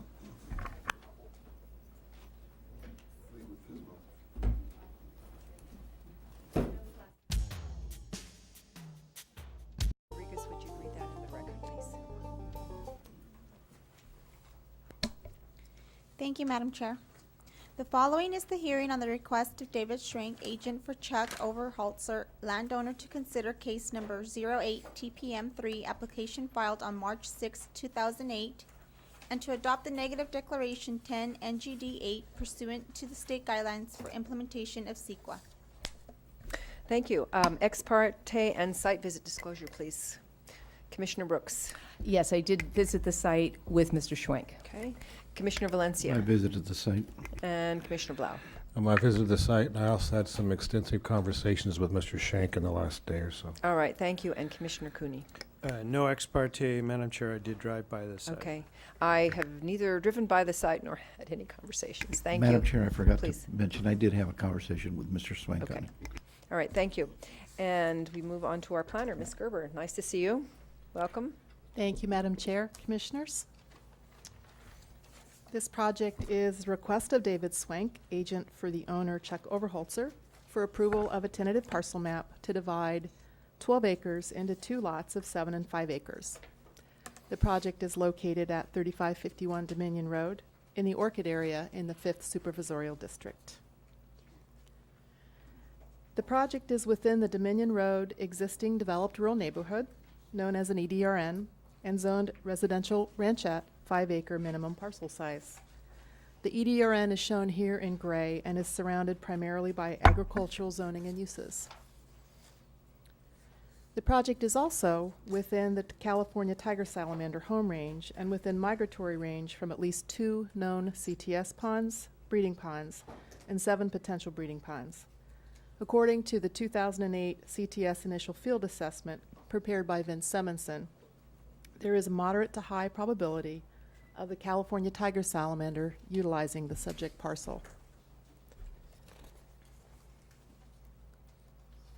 The Overholtzer parcel is accessed by a 20-foot wide, approximately 1,100-foot long road, private drive actually, not a road, from Dominion Road, and it's shown here in blue, that currently serves 3 residences. And I don't know if you can see this blue on the slide, but here's a residence on the parcel to the south. And then the 2 residences here and here on the subject parcel are the ones that take access from this particular road. The 12-acre lot contains a permitted 2,604 square foot single-family dwelling, 156 square foot detached garage, and 216 square foot storage shed on proposed parcel 2, shown here on the left, and an unpermitted 3,162 square foot single-family dwelling, horse stalls, and arena on proposed parcel 1. The unpermitted dwelling was constructed from a permitted barn sometime after 1990. The septic system for this dwelling is also unpermitted. Both dwellings are too large to be permitted as residential second units. However, the lot split would put the 2 dwellings on 2 different parcels, which would allow the converted barn to be permitted as the primary dwelling on proposed parcel 1. In order to resolve the zoning violation for the unpermitted residence, condition number 3 requires submittal of a complete land use permit application for the unpermitted single-family dwelling prior to map recordation. An EHS permit for the septic system would also be required, as would a multi-parcel water system permit for the shared water well. The creation of 2 lots, each with an existing dwelling, would normally create a situation where each parcel would be allowed a residential second unit. Improvements associated with this type of development could affect the California tiger salamander, and like Dominion Road Ranch to the south, could require an EIR. However, in this case, the purpose of the lot split was to legalize the second residence and resolve the zoning violation. The owner does not plan on additional development or sale of the lots. To accomplish this goal, his agent proposed a condition that would restrict development, and the owner agreed to the council-approved condition you see here on this slide, which reads, "No new development is proposed or would be permitted as a result of the proposed tentative parcel map beyond the currently used residential footprint and intensity. In addition, future development or intensifications, if any, would require a recorded map modification and further CEQA review." This language was incorporated into the project description and also is a project condition of approval. The project description thus reviewed in the initial study did not presume any future development or any associated ground disturbance, as legalization of the residence and septic system does not require earth disturbance that might affect CTS. A negative declaration with no mitigation measures was prepared because no physical change would occur, and complete environmental review would be required for any future development. The negative declaration was circulated for 21 days, and 2 comments were received, one from the APCD and one from the U.S. Fish and Wildlife Service. The Air Pollution Control District corrected a cited threshold, which resulted in changes to Section 4.3 air quality of the proposed final negative declaration. And the U.S. Fish and Wildlife Service comment expressed concerns about future development that could be approved by the county through ministerial permits and thus bypass environmental review. No changes were made to the ND as a result of this comment, though, because the project description and conditions both require that any development at all on this property must undergo additional environmental review. The map which you see here is with the conditions consistent with all applicable county ordinance and policy requirements. And in conclusion, staff recommends that your commission make the findings for the project, adopt the negative declaration, and approve the project subject to the conditions included as Attachment B. This concludes my presentation, and I'd be happy to answer any questions you may have. Commissioner Blau. Yeah, Madam Chair, I'm not sure how you want to go forward at this point in time, but between the conversations I had with staff and with Mr. Schwenk, I've got a lot of suggested changes to the conditions of approval, and I'm wondering if it would be appropriate if I perhaps talk about those changes before you take public comment or before we take others, just because it may influence what Okay, someone might fine. want to say. That's appropriate? Yep. Okay. Good, thank you. Thank you. So let me get to my marked up conditions of approval here.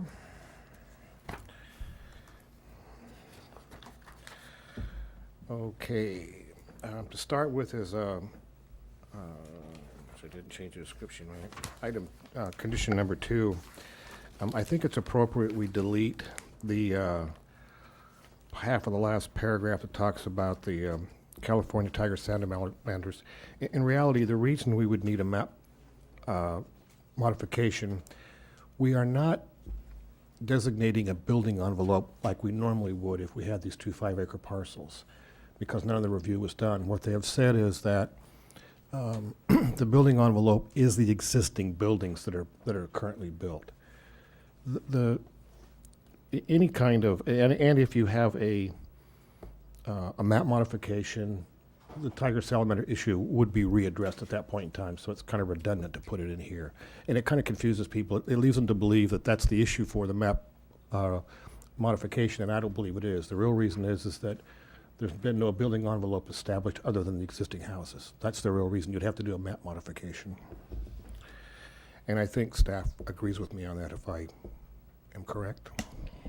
Ms. Black. Madam Chair and Commissioner Blau, I think staff would be fine if we ended this sentence at "and further CEQA review." Great. Right.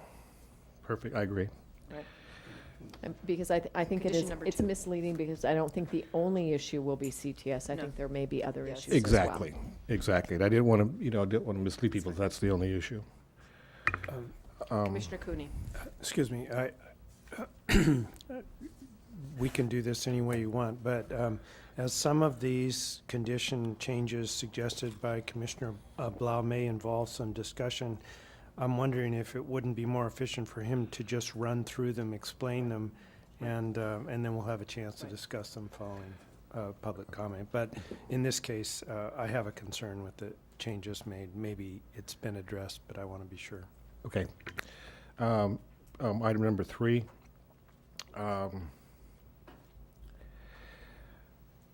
I think the way it needs to read is that prior to the map recordation, the applicant needs to submit a completed land use permit, pay all the applicable fees, including mitigation fees, prior to the recordation of the map.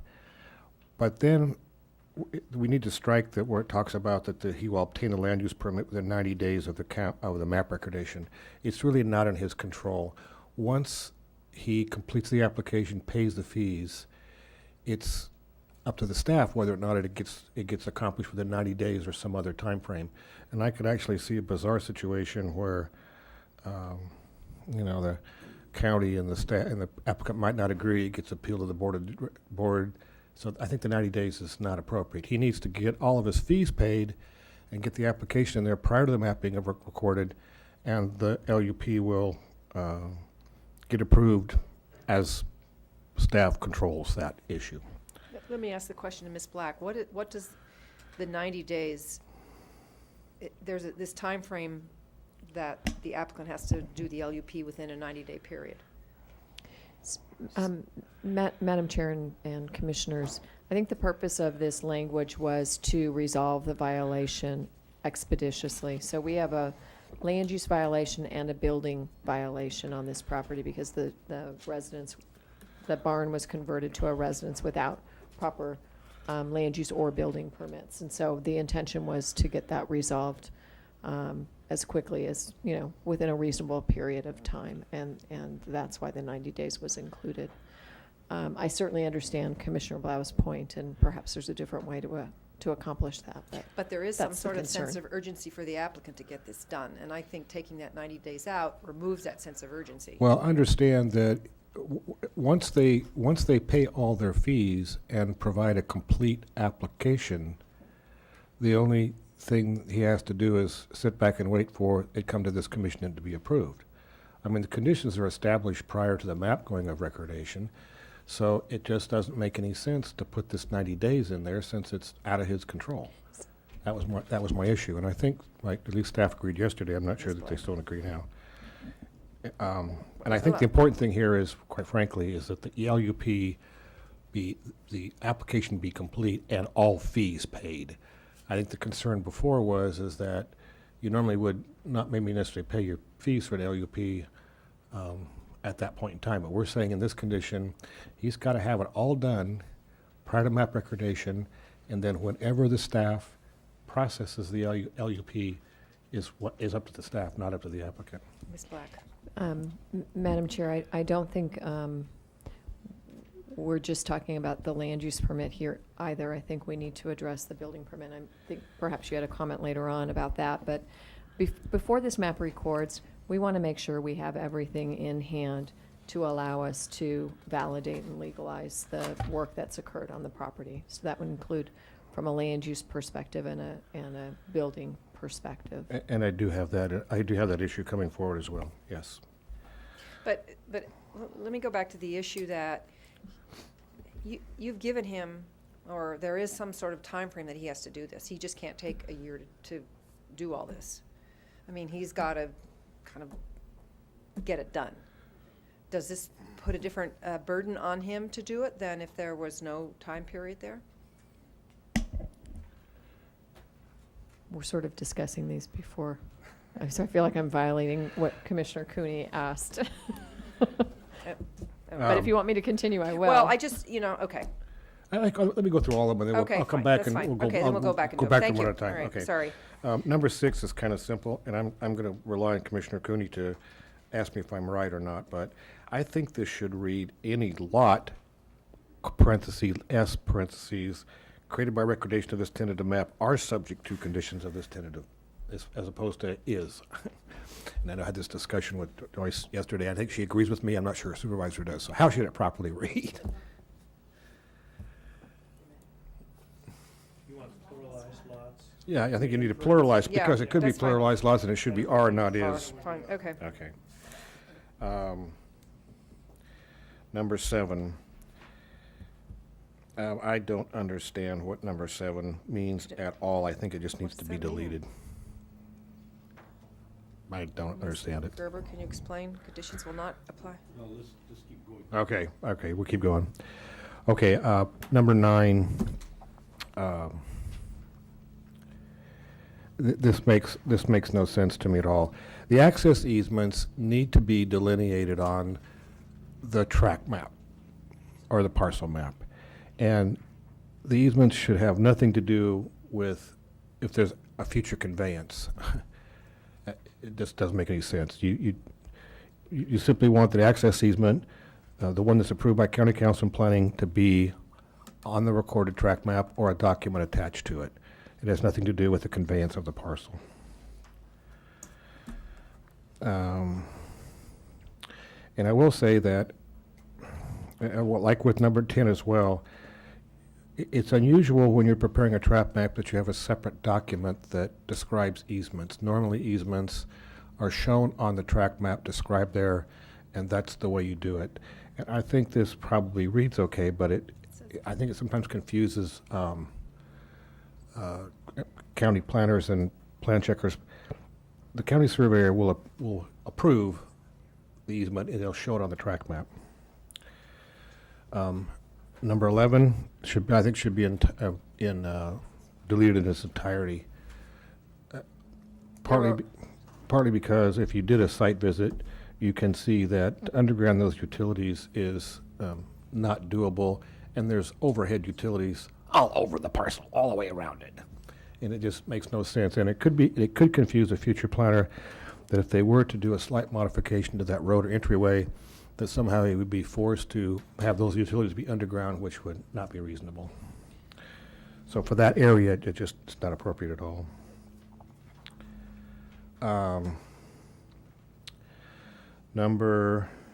Let's see, this is number 12, I guess. The way this reads, if they agreed to it, the day this map records, they have to move out of both parcels, or both houses. I don't think that's the intent. I think it should say that the construction of any structures or improvements shall not commence until they have got all the building permits that have been attained. And also here, I think, is where we insert a provision that they have 12 months after the tract map is recorded to obtain the permit for the unpermitted house.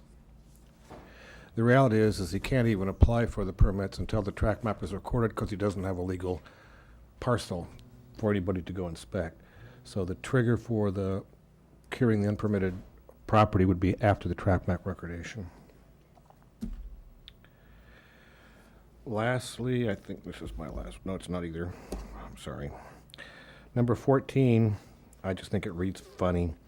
It should say, in the event any portion of the project is sold, leased, or financed, that it needs to be in compliance with the exhibits. It just reads goofy to me. Number 15, I want to take out the words same, again. It says if the unrecorded tentative map is changed, that it has to come back to the planning commission for approval, not to say the same manner. Same manner doesn't tell anybody what the procedure is. So it just says if they make a change to the map, the tentative tract map, between now and when it gets recorded, they have to come back to this commission to get their approval. So I realize that's a lot of changes, but Okay. I think those are more appropriate. I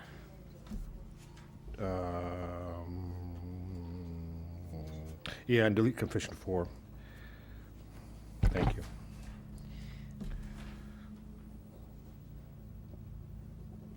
Okay, we have yet to hear from the applicant. Yes, that's why I wanted to go through these first, so Okay. he could, in All right. case I messed up, he could respond to Okay. them. Mr. Swink? Thank you, Madam Chair, members of the commission. Again, David Swank with Urban Planning Concepts, here representing the Overholzer family. We have Todd Overholzer here. Mr. Chuck Overholzer could not be here because of an ailing condition, so unfortunately he wasn't able to attend with us. The project we have before us is a two-way lot split. The purpose of this is Mr. Overholzer was desirous of doing some estate planning. That his eventual goal is he wanted to be able to subdivide this property to pass on to both of his children, and also to rectify the situation of a barn that was illegally converted into a single-family dwelling. The history of this site is this parcel's been in the Overholzer family for over 50 years.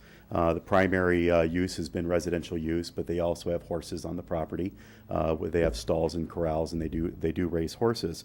And on site, as Joyce had mentioned, we do have two single-family dwellings on the site, one that's permitted and one that unfortunately is not permitted. And that's why Todd is here, because he is trying to set everything straight and be able to get everything up to legal conditions. There is no development potential on the site because both of the single-family residences will become the main dwellings on both of the parcels. When we first looked at this project, because there is no real development potential in terms of single-family residences, it should have been a pretty cut-and-dry case. However, the site is located within the tiger salamander range, and even though where the known breeding ponds are, there is substantial intensive agriculture. There are vineyards that surround three sides of the property. Those ponds are located north of those vineyards. When the site assessment was done, because there are gopher burrows and squirrel holes in the site, that it was listed as a moderate probability. Therefore, there was a lot of issues that were involved in terms of what would happen in terms of the what if. What happens if a second unit was placed? What happens if a barn was placed on the property? What happens if the road would ever have to be widened? Could we have potential impacts to tiger salamanders? The way that the lot split is divided right now, there is no development that would be necessary. The road meets the county fire department standards. The crossing on the drainage ditch off of Dominion Road is load rated, so it meets fire department requirements. So the approval of this lot split would require absolutely no improvements on the site in order for it to be able to record. We have spoken to Commissioner Blau and also Ms. Gerber on the revised conditions as reflected by Mr. Blau, and we are in agreement with those conditions should they be revised. And then this lot split does meet all of the provisions of the Chapter 21 subdivision regulations and the Land Use Development Code, so we would request that this commission approve this lot split. And we're available for any questions if you have any. Commissioner Blau, you have some question? Okay, you have your light on. Okay. Oh, I'm sorry. I have a question. If this were being done proactively rather than retroactively, the condition about electrical utilities, would the applicant have been required to underground them? Well, right now, the unpermitted single-family structure, the utilities are already underground, but all of the utilities in that area, because it's a rural area, are all located above ground. So it's above ground along Dominion Road and also coming up the driveway. Okay, but that doesn't, is this a standard condition that's for this kind of action? And what does it mean? Is it from where? I guess, from what part of we're talking about utilities? Madam Chair, would you like me to? Yeah, please. So this standard condition typically addresses utilities on the property. Okay. Not utilities that come from off-site Okay. onto So the property. So they've complied with this condition? That's So it has been complied with? if the utilities are underground. It has been complied with? Okay. Commissioner Okay, Brown. and just another question. We wouldn't, Madam Chair, we wouldn't actually want the applicant to underground utilities in this particular case that are not already undergrounded, because the whole purpose of the limitations on this map is not to have any additional ground disturbance. because then it will implicate Right. tiger salamander issues. Okay. And Mr. Swank, there could be further development on the 2 parcels with second units, could there not be? Madam Chair, members of the commission, yes, they are, and that's why we had agreed to the condition that they would have to do salamander surveys. But they would have to do that regardless. I guess I'm sort of confused about that issue. Would you like to weigh in on that, Ms. Black? Madam Chair, if you look at the initial study in some detail, you'll see that we did not analyze the potential for development of these parcels because the applicant agreed to limit future development, and additional development would actually require a recorded map modification to be heard by your commission, subject to full additional CEQA review on those potential improvements. So it was a way of limiting analysis at this point. Madam Chair, members of the commission, I would also make one other point that just actually came to my mind in terms of the conditions requiring the timing aspect of the land use permit. Even though we are in agreement, because we do have some concerns that we're placing a time restriction where he really doesn't have any control over that timing. Would also point out that the notice of violation is still intact, and whether, when he puts his land use permit application in, that notice is still accumulating the fine. So that is quite an incentive for him to come after the building permits, to get those land use permits, because it's not until he gets the building permit issued on that single-family dwelling that's going to abate. So that provides quite an incentive for him.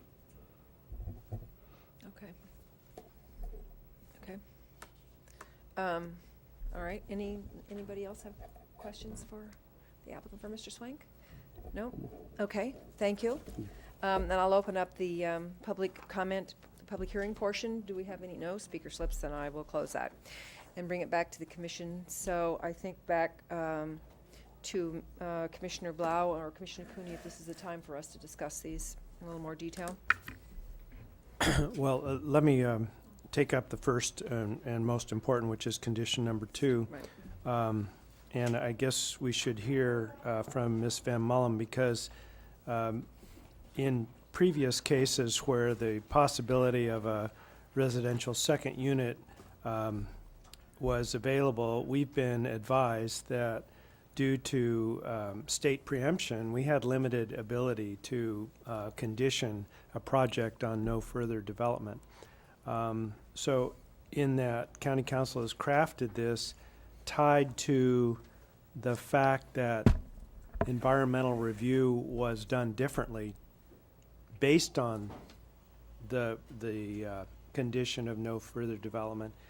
Can we afford to eliminate reference to the California tiger salamander in the condition and have it remain an enforceable condition?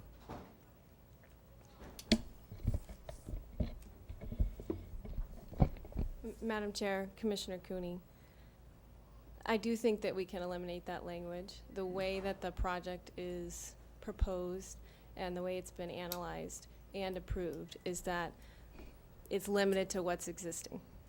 So any further development by condition of the map, they would have to come in for a recorded map modification, and that would be subject to CEQA review. And CEQA review would not just include the California tiger salamander. It would be complete CEQA review on whatever they're proposing for that change. But as with any condition, it's within the discretion of your commission to keep that language or amend the condition as you see fit. Well, my concern is really in terms of how we handle projects going forward. If there is the prospect of a residential second unit and the planning commission's involved in approving the main home or whatever it is, additional barns, a development plan, whatever, and we come to the issue of what is the maximum potential for development on that property, then we analyze that at the time we're doing the permit. Here we're told that there has been limited review of certain of the environmental issues based on the fact that there will be no further development. So is this a unique case, or could we in every case talk to the applicant about future development, and if they agree there'll be no future development, limit environmental review? I mean, I don't want to create a situation where that's the standard as opposed to this being an exception to the general rule. Madam Chair, Commissioner Cooney, I agree with you. Our standard is actually what you stated, which is that we analyze what's reasonably foreseeable from the project that's proposed. And that is our preference, that we do complete secret review at the time of the project proposal. I think that this one is unique because it was illegally converted, and they're trying to legalize what's existing. And I think that's why, I can't speak as to why, but I think that is perhaps the reason that this was done a little bit differently. But you're correct. Our standard is that we do secret review on what's proposed as well as what's reasonably foreseeable from a project. As to condition 2, just to wrap up then, it's been proposed that we modify the original condition by eliminating the last clause referring to the impacts to the California tiger salamander, and your opinion is that does not affect the enforceability of this condition. Madam Chair, Commissioner Cooney, that's correct. And I would like to add one more thing to my previous statement, which is, as with any project and with any secret review, you as the decision maker have the discretion to determine whether or not the secret review and the project conditions are adequate for the project that's before you. And you have the discretion to make changes to that and to request additional analysis and additional review. Well, my question is, the secret review isn't solely because of the impact to California Tiger Center. It may be, but there may be other issues as well. So it's somewhat well, it's not misleading. I mean, that's one of the reasons you do it, but there are other issues that would be analyzed and reviewed. Madam Chair, I think that's correct. And the reason I'm not concerned about deleting that Right, particular exactly. phrase in condition 2, because I think it's an incomplete phrase. Right. Instructive, but incomplete. With respect to our normal practice is to do complete environmental review of reasonably foreseeable development. It's not often that an applicant is willing to say, I won't do anything else on my property, and if I want to do something else on my property, I'll come back in and do a recorded map modification, because they essentially have to go back through this process again. So I don't think there's an incentive necessarily for others to request this. I think the reason that it's occurring in this particular case really is because we're trying to abate a violation. So it's a bit of a unique situation. Let me ask this question, and this is just because of my own ignorance.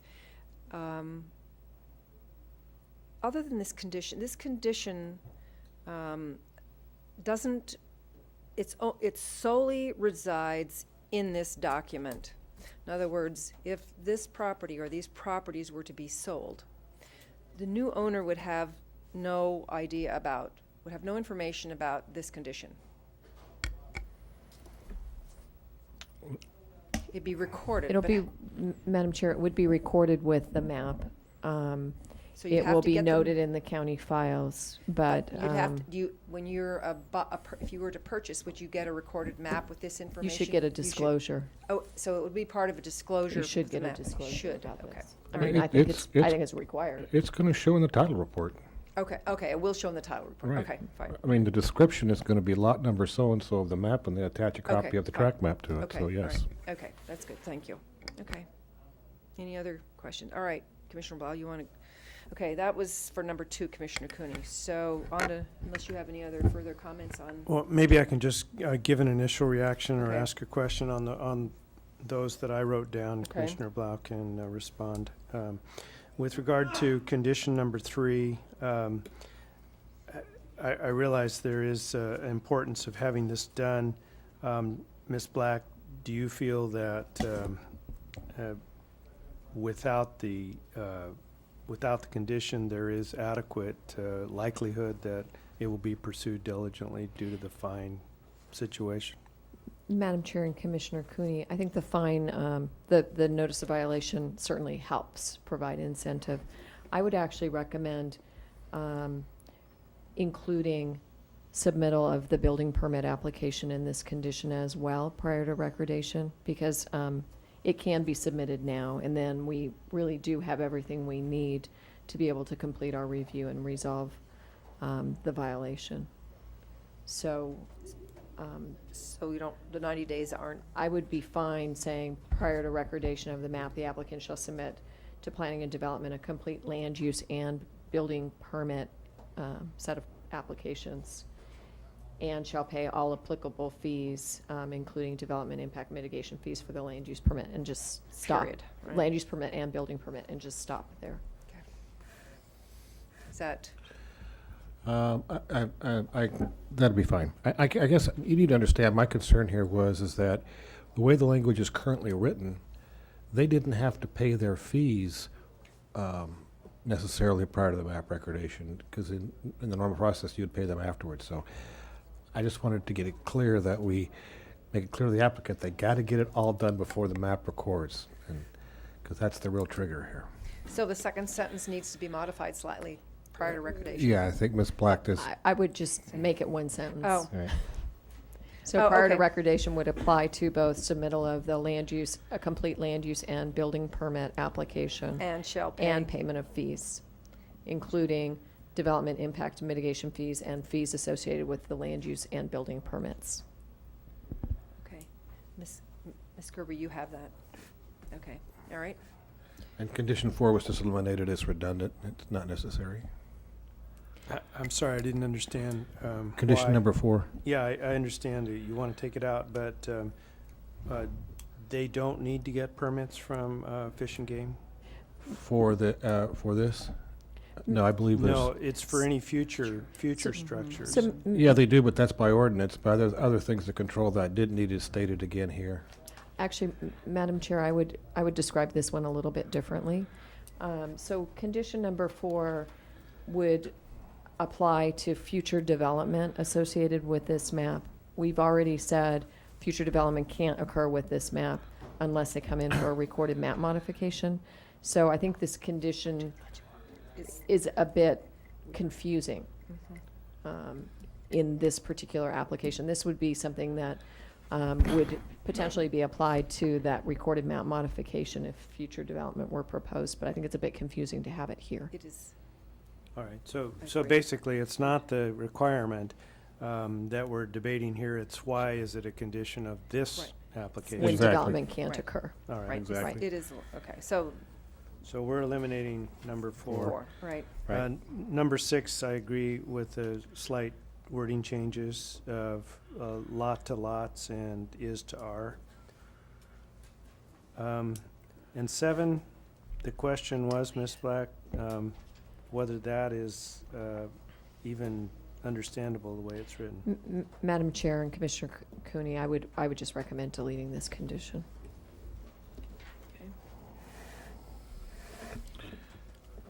And with regard to the utilities, is there a benefit in condition 11 to even indicating that they already need to be if they already are? No, Okay. that can be limited. What about 9? I think, Oh, yeah. I think Dan had some, Well, Yeah. yeah, it just needs, they need to take out the, it just says, "Oh, shall into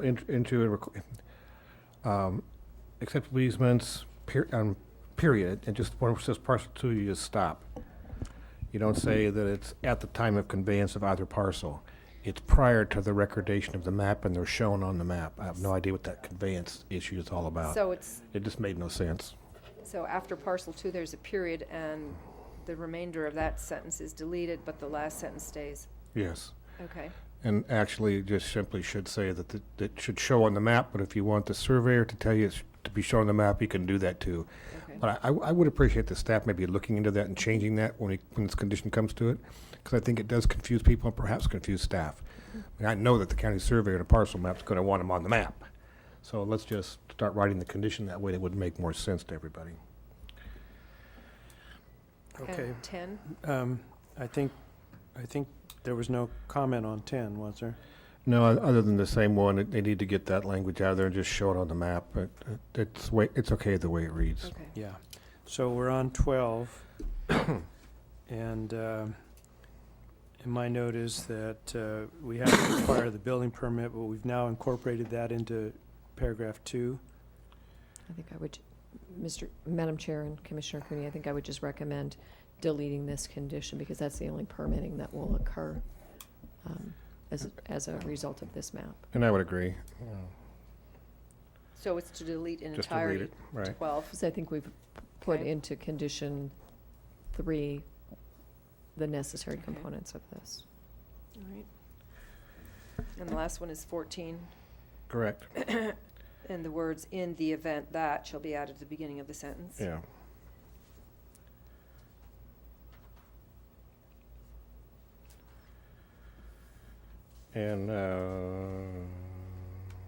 And again, 15 is just changing that it's- same manner it's to an arcane talking word. about it has to come back before the planning commission.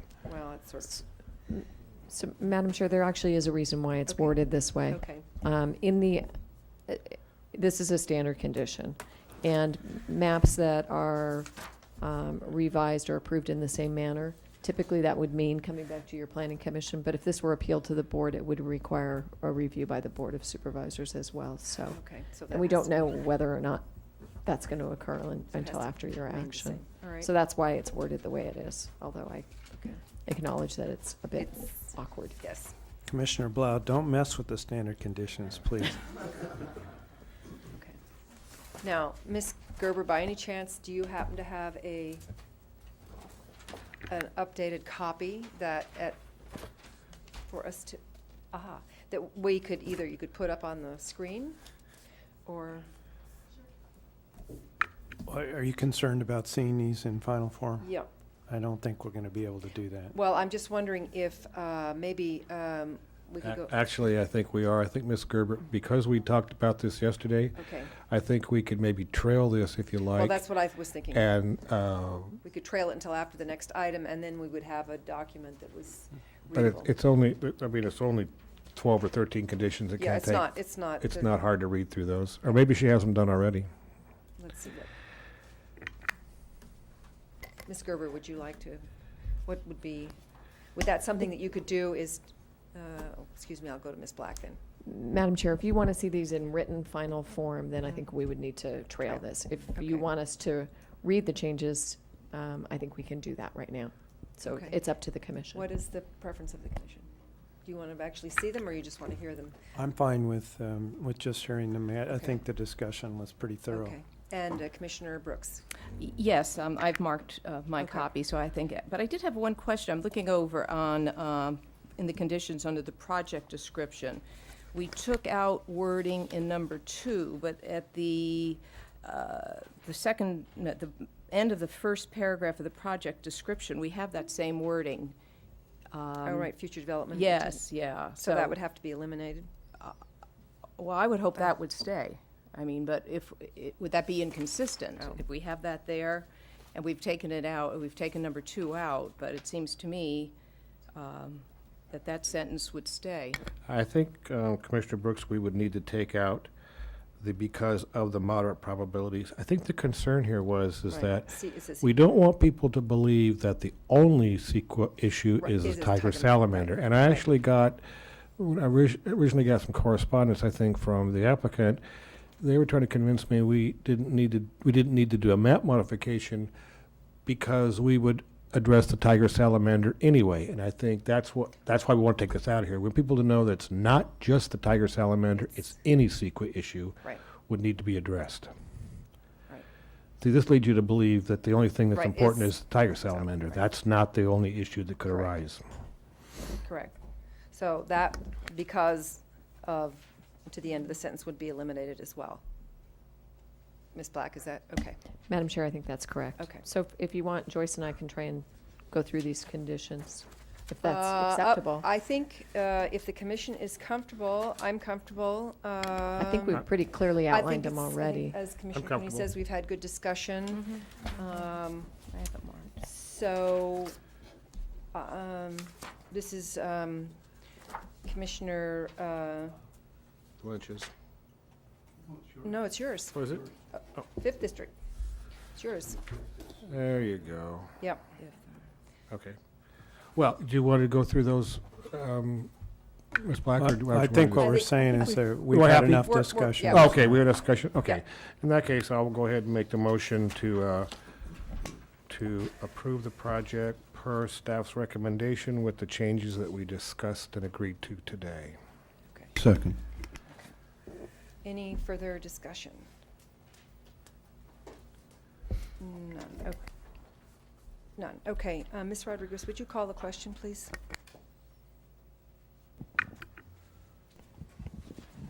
Thank you, Madam Chair. Commissioner Brooks, Aye. Commissioner Cooney, Aye. Commissioner Valencia. Aye. Commissioner Blau, Aye. Commissioner Brown. Aye. Motion carries 5-0. Okay, great, okay. So, thank you. So hopefully we'll remember all those detailed changes, and Ms. Gerber assures us she has them, and we'll see them on our minutes then. So, thank you. We'll take a 1-minute break to set up for our next and last item. Thank you.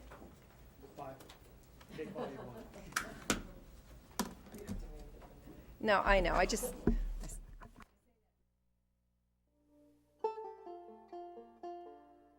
agenda item, which is number 4, and Ms. Rodriguez, if you'd read that one into the record, please. Thank you, Madam Chair. The following is the hearing on the request of Planning and Development to consider case numbers 08 GPA 4, 08 ORD 11, and 08 RZN 2, and recommend that the Board of Supervisors A, amend the Santa Barbara County Comprehensive Plan through adoption of Los Alamos Community Plan Update. B, accept the Los Alamos Community Plan Final EIR 08, EIR 5 as adequate environmental review for case number 08 GPA 4, 08 0RD 11, and 08 RZN 2 pursuant to the California Public Resources Code and state guidelines for implementation of the Environmental Quality Act. Okay, thank you. Any further ex parte or site visit disclosure to the project area, or, no? Oh, Commissioner Cooney. I'm glad you asked. I did, we had an issue about one project off the main street, which was projected for a zoning change, and I did go back after our meeting and look Good. more closely at that. Great. Okay, thank you, and welcome. I'm not sure which one of our esteemed staff will be giving the presentation. Ms. Parker. Thank you, Madam Chair and Commissioners. I'll just give a brief introduction and then turn it over to Mr. Lackey. I'm Vicki Parker, Deputy Director of Long Range Planning. And today we're bringing back for your consideration the Los Alamos Community Plan, which, if you recall, was continued from the August 11th hearing in order to give staff time to do some additional analysis and answer some questions that were posed by both members of the Commission and the public. That turned out to be a good process for the plan. I think we've come back today with some good recommendations, some changes that we think improve the quality of the plan. So we were glad for that. And at the end of the session today, we will be asking you to make the recommendations that were previously read into the record. So today's presentation will focus primarily on those unanswered questions, and we've got a presentation that's about 30 minutes long, and we were previously thinking that we would stop after the parking issue for questions, but maybe given the hour, we should run through the entire presentation and then break. That might be a better format for lunch. I'm hoping that we can complete this, and this will be our last of the day, so that we will not take a lunch break. We'll just do it until we complete the. Okay, Okay? great. Thank Then you. we will stop after the parking right, thank issue you. and take questions. So with me here today are David Lackey, Supervising Planner from the Division, and Brett McNulty, who was the Project Manager for the Plan Update. We also have Will Robertson from the Transportation Division available to answer questions. And remotely, we have John Fry and Nick Bruckbauer from Flood Control. So with that, I'll hand it over to Mr. Lackey. Thank you, Vicki. And as Vicki mentioned, I'm going to break after the first portion of the presentation on the parking. And then the second part of the presentation is really in response to staff's recommendations in reviewing Ms. Demur's letter on proposed changes. So on the parking, several questions were raised at the August 11th meeting by the commission, and staff did additional research and provided information in your planning commission memo. We wanted to answer some of those core questions that were raised. And one of the first question was, will on-street parking supply be adequate to accommodate the mixed-use development in the CMLA? And then secondly, will the pace of future growth create a supply or funding problem with respect to on-street parking? So to answer the first question, staff reviewed the existing parking study prepared for the EIR and looked at the proposed availability of on-street parking supply within the CMLA zone district. So the figure that's on the screen is attachment A in your planning commission memo, and it's an updated version of the parking supply map that was in the EIR for the Bell Street corridor.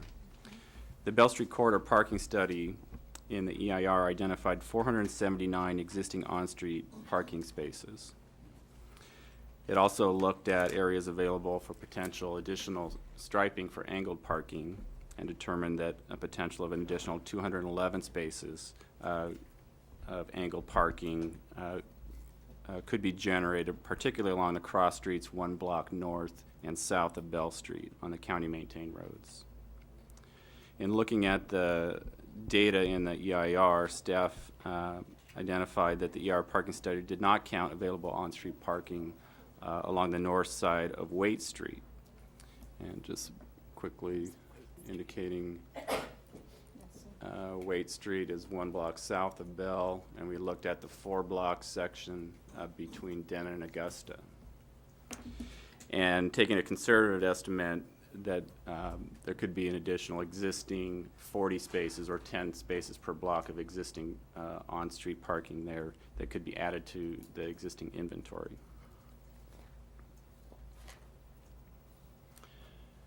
So just quickly summarizing, the EIR and confirmed by staff was identified 479 existing spaces, potential additional of 40 through the additional parallel spaces on Waite Street, and a projection of 211 spaces would come up with a projected future supply of 730 spaces. The next step, the staff looked at the proposed parking demand that would be generated by the land uses within the CMLA zone district. One of the things that we looked at was the parking demand projections that were analyzed in the EIR. And as you can see, the EIR had a range of a low end of 655 and a high end of 906 spaces. And the high end, the 906 spaces, was based on assumption that all of the CMLA would be built out at high parking demand uses such as professional office, which parks at about 1 space per 300 square feet per our land use and development code requirements. And so that's sort of just setting the range of their analysis. When we looked at the CMLA, breaking out the commercial and residential uses, we projected a demand for 378 spaces for the commercial development and a projection of 277 spaces for residential. We looked at, as I mentioned, the EIR kind of looked at a worst-case analysis based on high-end parking uses for office professional.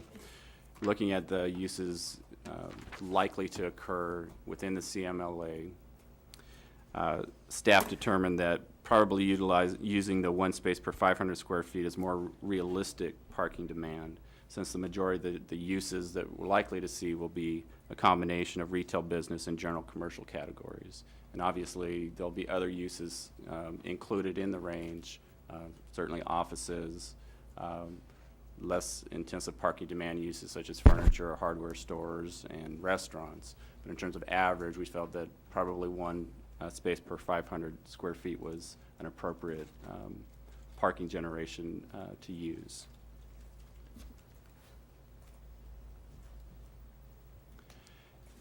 The other feature with respect to residential, the CMLA provides an incentive for residential projects of 2 or fewer units that they can meet their parking demands through available on-street parking. And the EIR assumed that many of the mixed-use residential projects would take advantage of this incentive. And so of the 288 units, they assumed that 277 would seek to take advantage of that. So the total build out of the commercial, both the CMLA, both the commercial and residential components, would create a demand for 655 on-street parking spaces. And however, even looking at this number, it may be an overestimate, since the CMLA allows commercial uses to either meet their parking demand on-site or off-site. And many of the landowners may either choose to retain a portion of their existing parking that they have on their property, or with their new proposed project, incorporate at least some level of commercial. And so if this is pursued, it probably would be a likely combination. It would further reduce the overall demand on the on-street parking supply. So with respect to the demand, staff's analysis indicates that with the additional striped parking, the supply, projected supply of 730 spaces would be adequate in meeting the CMLA parking demand at build-out.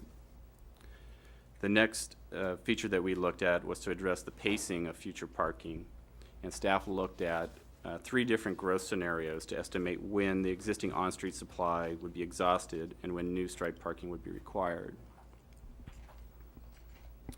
So this table depicts the on-street parking demand and has 3 different growth scenarios: a modest 1% rate of growth, a more moderate 2% rate of growth, and a robust and maybe optimistic rate of 3% growth.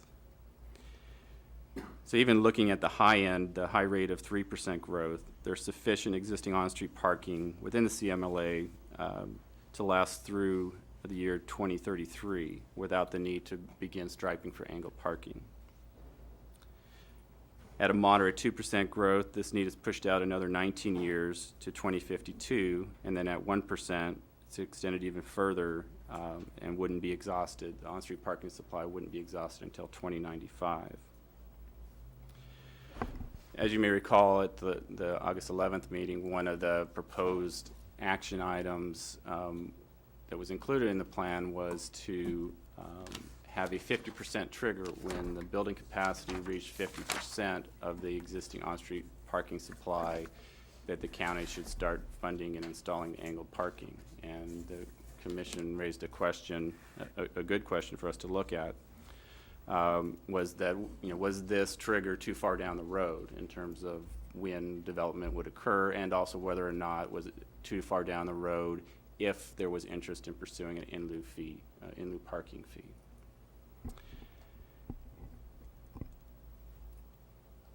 So staff reviewed looking at when each of these growth rates occur, whether you pick the optimistic 3% or even a 2%, the 50% trigger would occur at a minimum of 10 to 15 years out.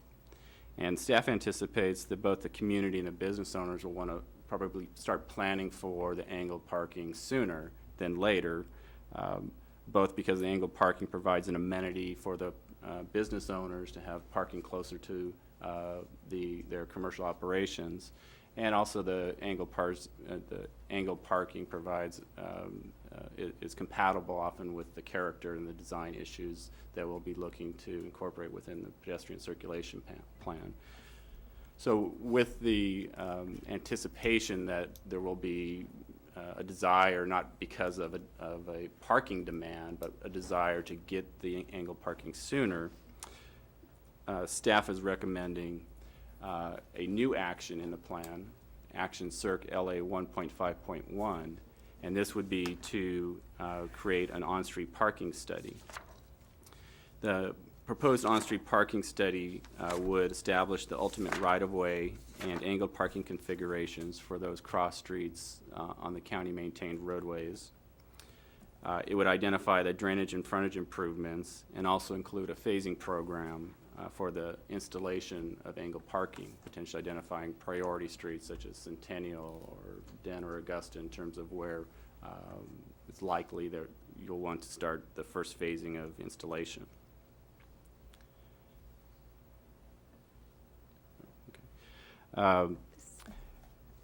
The action is included in attachment C on it's item number 17 on page 5, and it has, as I mentioned, the features that could, the multiple features that would probably need to be looked at with the angled parking. It's not just a striping issue. As many of the projects that you may have seen come before you, many of those north-south roads have an extensive amount of existing right-of-way. So one of the first steps would be to define what the ultimate right-of-way for both travel lanes and then for the other amenities within that right-of-way, identify where angled parking could occur, incorporate the pedestrian access to those parking spaces and linking it appropriately to Bell Street. With respect to the proposed in lieu fee, staff is not recommending that an in lieu fee be adopted at this time, but rather the vehicle, the on-street parking study could be the vehicle to evaluate both the practicality and feasibility of pursuing the in lieu parking fee. One of the suggestions that we've also added in the first sentence is to add a timing mechanism. Because it's important for a variety of reasons to get this done sooner than later, often by putting in a timing mechanism such as within 2 years of plan adoption, the County Public Works and P&D shall do this study. It imposes a sense of immediacy both for funding the project and in long-range planning's future work programs, but it also puts the public aware that this is something that is important, that we want to get to it. And it also would be a notification that there could be the potential for an in lieu fee that would be developed in the future. And so it has that reference as well.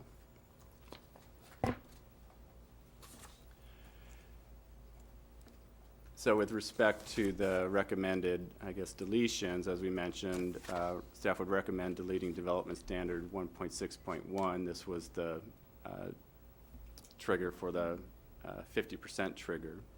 And then action 1.6.2 was another feature down the road that at 90% the county investigate the possible need for additional parking, such as a satellite parking lot.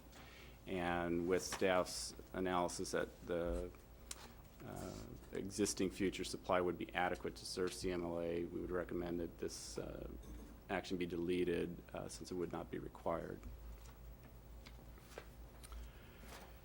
And so that's staff's summary in response to some of the questions that were raised, and we can pause now and answer any questions that you might have on the parking issues.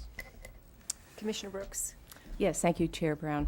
I want to commend staff for responding, and looking and clarifying what would be available with the parking. I think this action item, especially with the time reference introducing the statement, I think this is going to bring about what the community needs and what they want.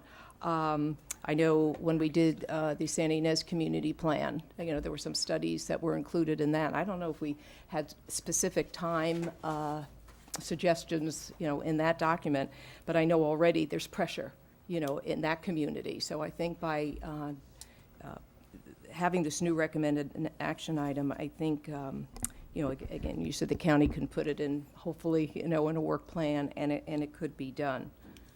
So I'm very pleased, with the results and this idea of what we took out, is such as a parking lot. I don't think that's what the community was looking for as a solution, because they're trying to keep the rural ambiance of the community.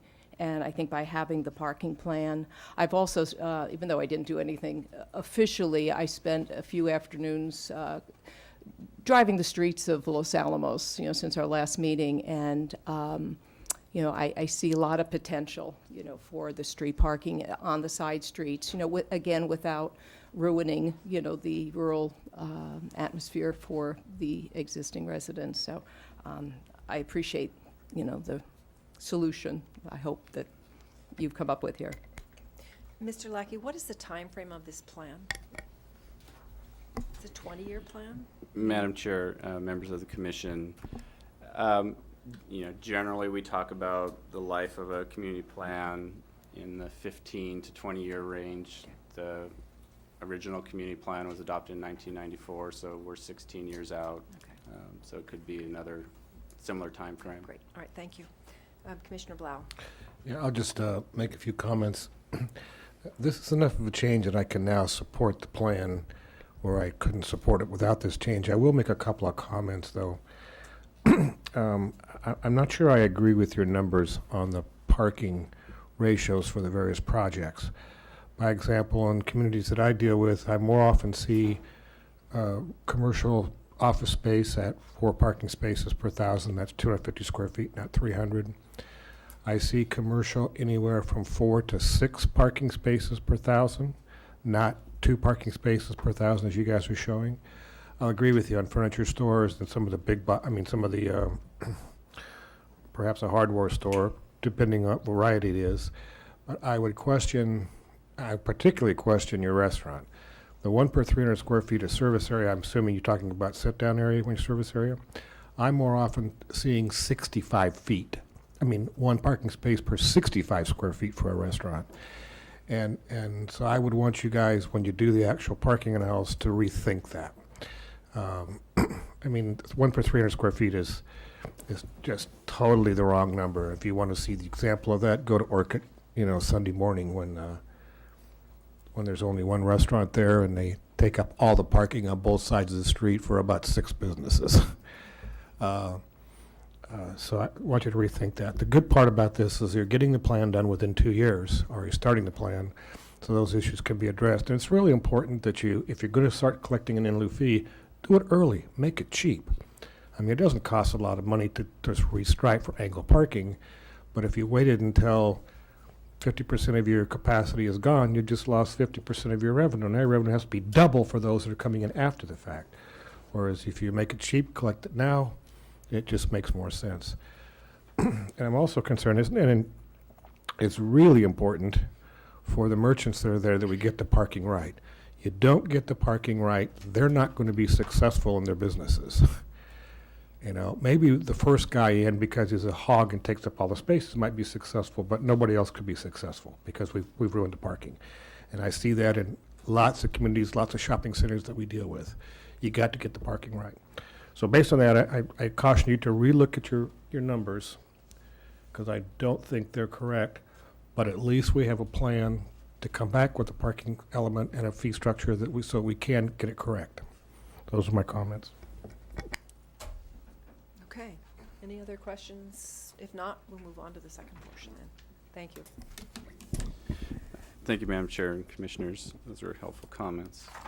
The second part of the presentation is going to focus on the letter that Lori Tamura, Principal for Urban Planning Concept, submitted to your commission on August 25th. Staff met with Ms. Tamura on September 22nd to go over her comments and staff's initial recommended changes.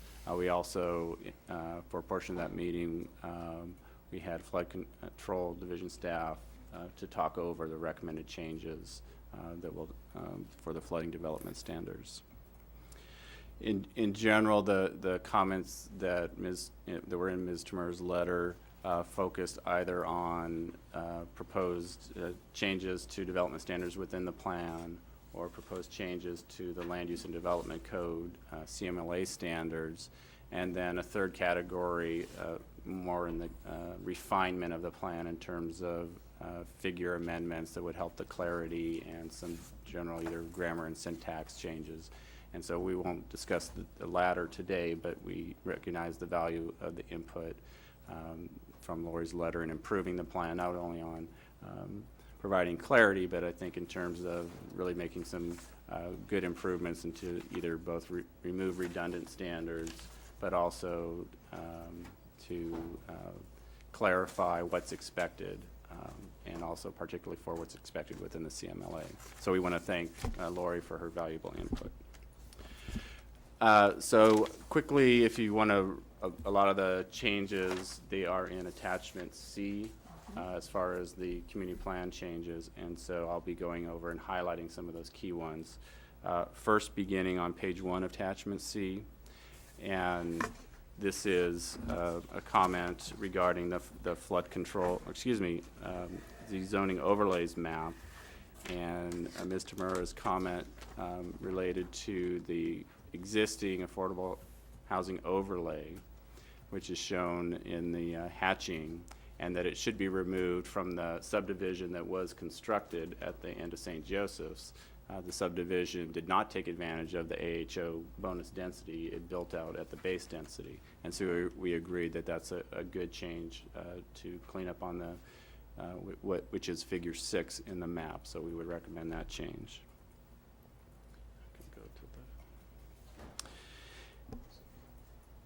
The next set of changes, since we've got flood control staff available, I wanted to talk about the flooding and drainage recommended changes first. So I would direct you to page 11 of attachment C, beginning on item 27.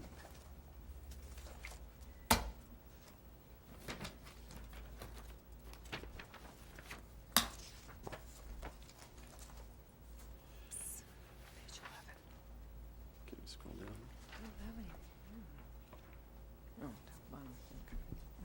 Joint track changes.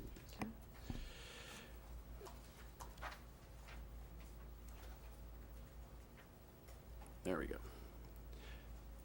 So one of the concerns initially, and this was even back when we were in the LawPAC meetings, was that an existing policy within the community plan that had been interpreted for projects coming in, that their projects had to drain to San Antonio Creek. We revised the policy in the draft plan to make that clear that that wasn't the case. We felt that we could, with this change being depicted, even provide greater clarity. And so we met with Lori and Nick Bruckbauer to separate the policy. So development standard 1.3.1 focuses on the CMLA. We added a new 1.3.2 that would be drainage for other areas outside the CMLA. And we wanted to reflect the balancing of policy objectives, certainly to address the concerns about drainage for development, but that it also be balanced with the other policies and goals of the plan that are seeking to do infill development within the CMLA. And so 1.3 really added that statement that the drainage improvements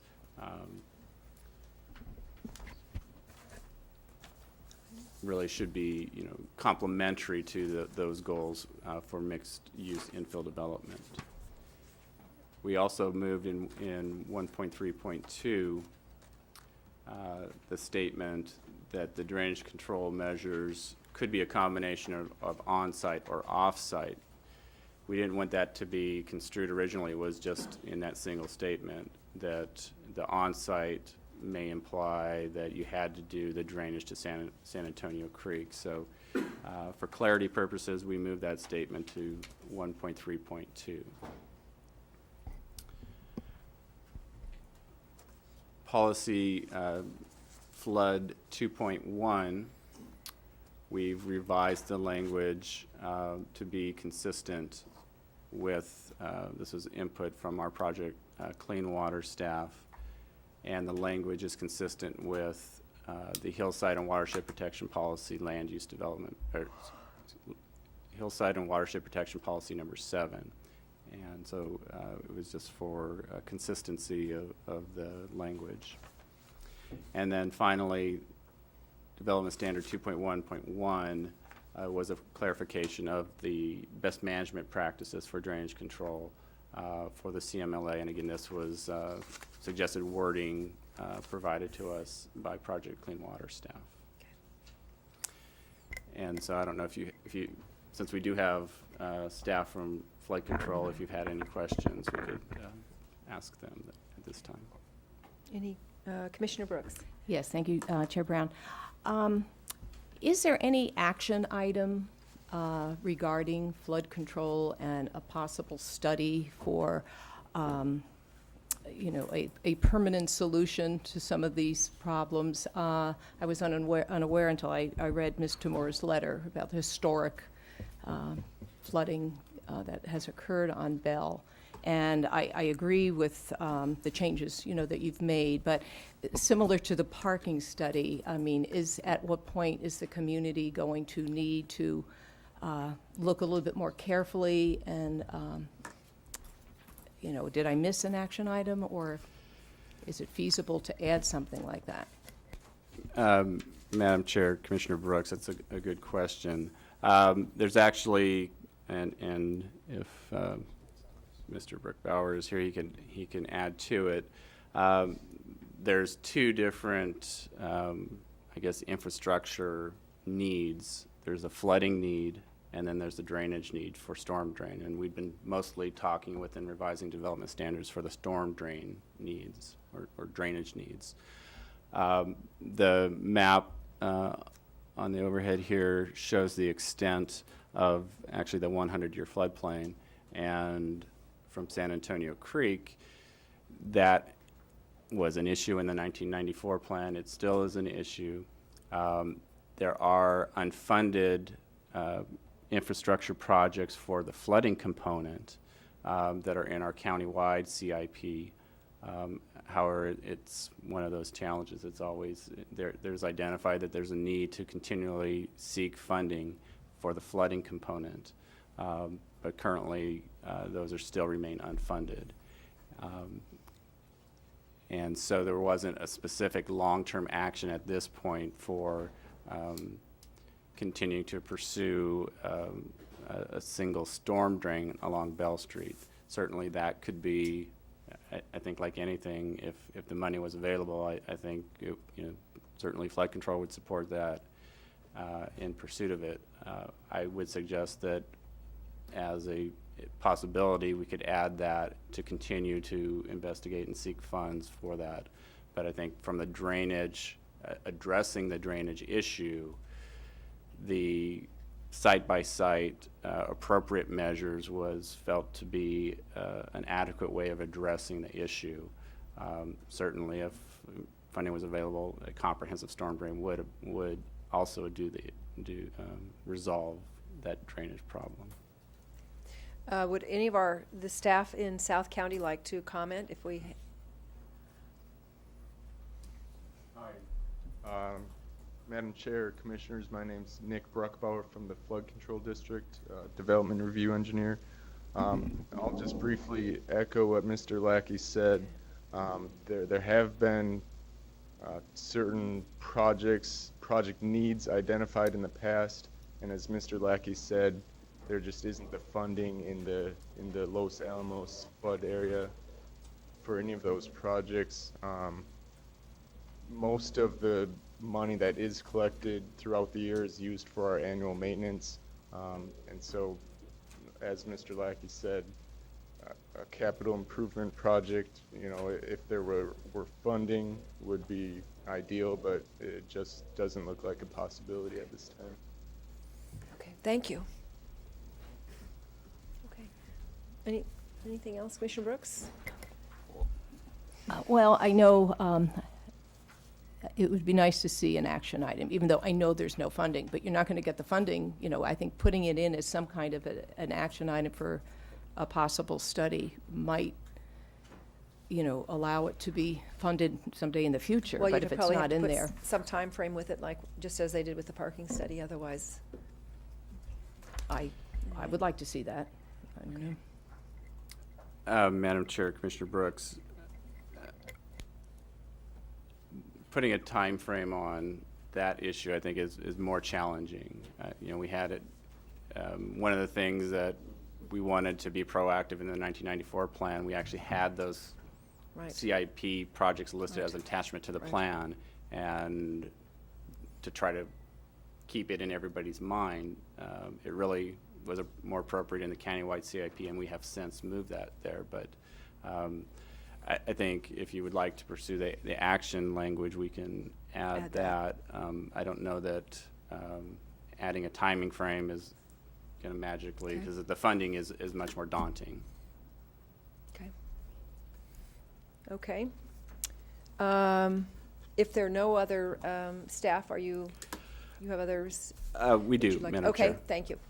The next issues that we want to address, beginning on page 6 of attachment C, are the changes to the air quality development standards. And item number 19, development standard 1.1.2. This was the comment, one of the comments from Ms. Tamura, which was useful, was to try to remove standards that may be redundant, either of county standard conditions of approval or standard conditions that may be applied by other districts, such as the Air Pollution Control District. And this is one of those. This is a standard fugitive dust mitigation measure that, or standard condition that's often applied to projects. And so deleting it will not diminish its implementation. It will still be applied either by APCD as a condition of approval on projects. Okay. The next recommended change would be on page 8, item number 21, and this is development standard AQ 1.4.10.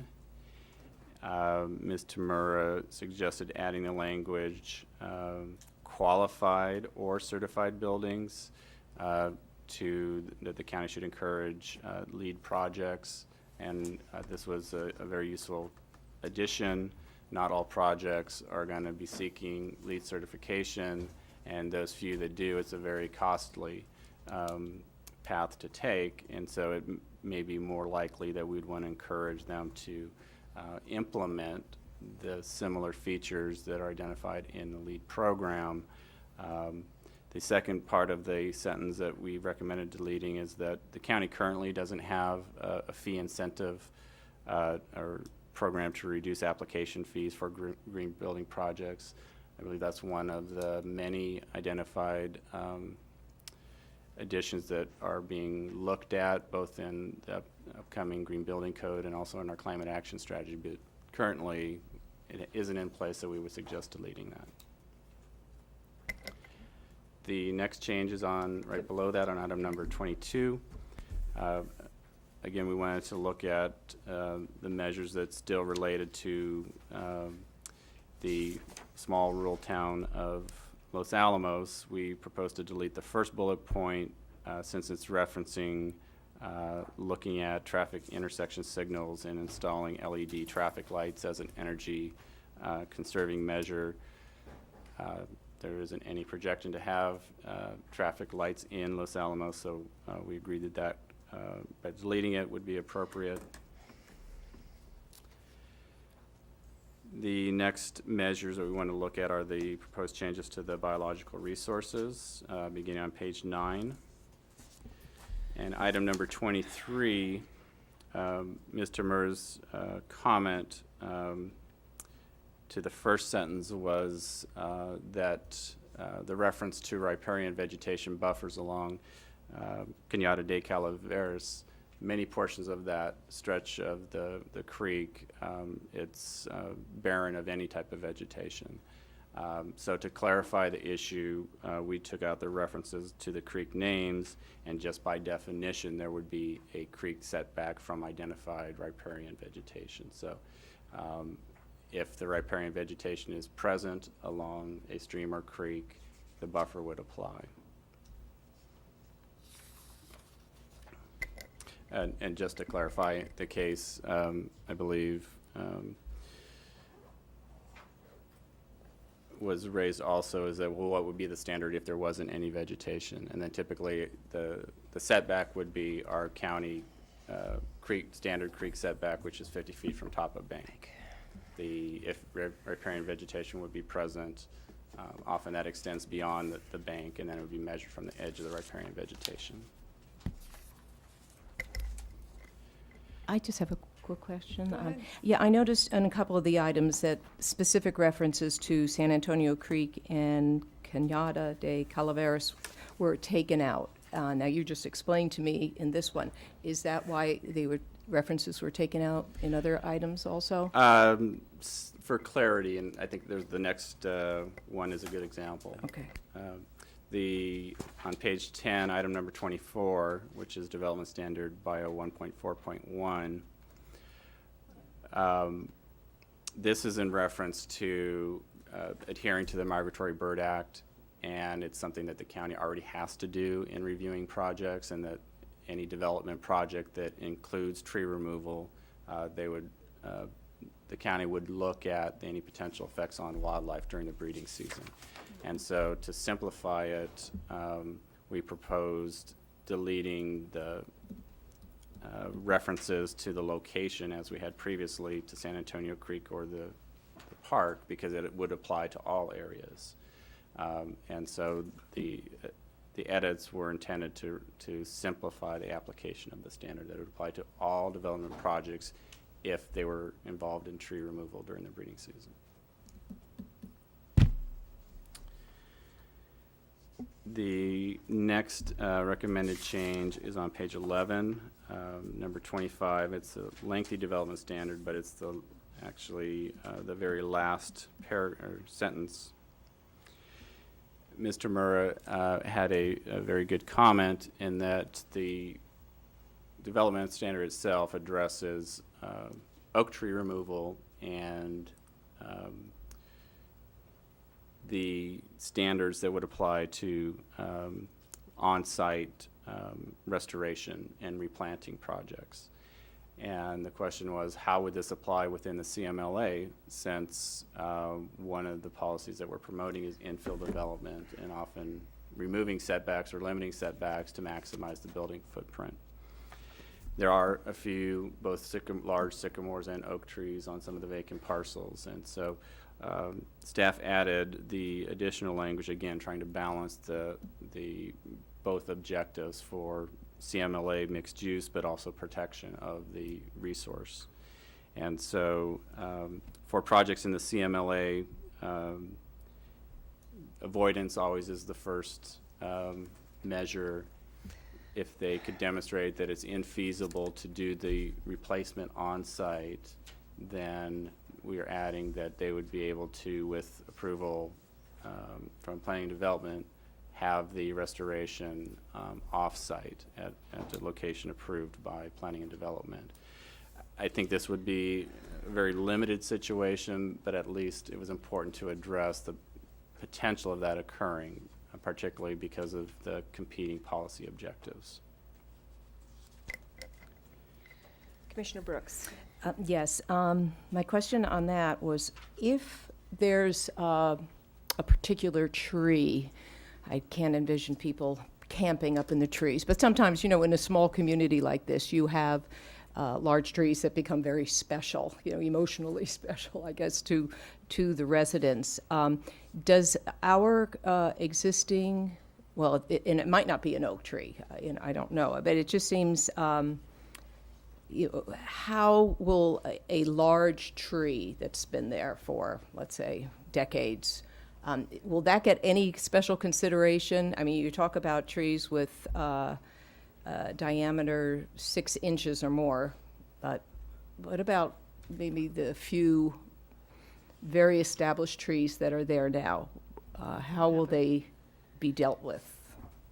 The plan has reference to specimen trees as well that give the diameter, and often they're mature trees, often native species, not necessarily ornamental, unless there's the area that in the county sometimes they call out those specifically, but there is protection for large mature specimen trees as well.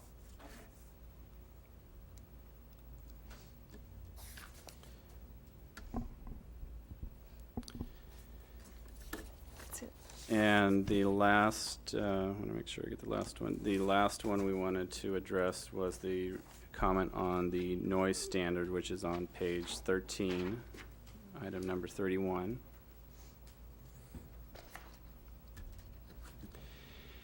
And the comment in Mr. Murr's letter was that the EIR already had identified that some of the exterior areas, or at least the 65 decibel contour from Bell Street, would extend across portions of the property line for some of those projects that may be wanting to either do a residential balcony or some type of outdoor exterior living area as part of the residential component. And that, excuse me, the noise element, and also as reflected in the original language for Development Standard 1.1, has an exception, and it laid out three essentially findings, and if you could make those findings, that the exception could be made to allow the exterior living areas to be located in areas exceeding the 65 development standard. And so if that was already in place, the question was, why are we also going to ask them to do additional study analysis when the EIR already determined that the contour would be there? So staff agreed that the more important standards that were in the exception B and C be retained, and those findings would still need to be made, that the interior levels would not exceed 45, and that the notice to any prospective buyer that the unit could be exposed to exterior levels exceeding 65, that those remain. So those are the staff recommended changes to the both the policies and development standards within the community plan. The very last part of the presentation, we wanted to highlight the comments that Mr. Murr made regarding the proposed LUDC changes, and these are in attachment D of your staff report.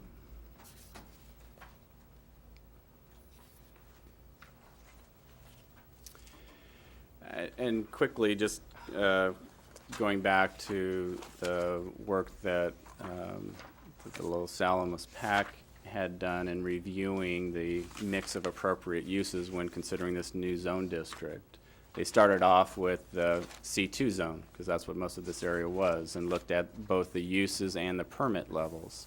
And many of them they retained as far as the uses. Some of the uses they felt weren't appropriate, and so they essentially created a new set of permitted uses and permit levels they felt were appropriate, either through what they wanted to see in the future in the downtown, or also as an incentive. They may have lowered the permit level. It might have been a minor CUP in C2, and they lowered the permit level to a permitted use.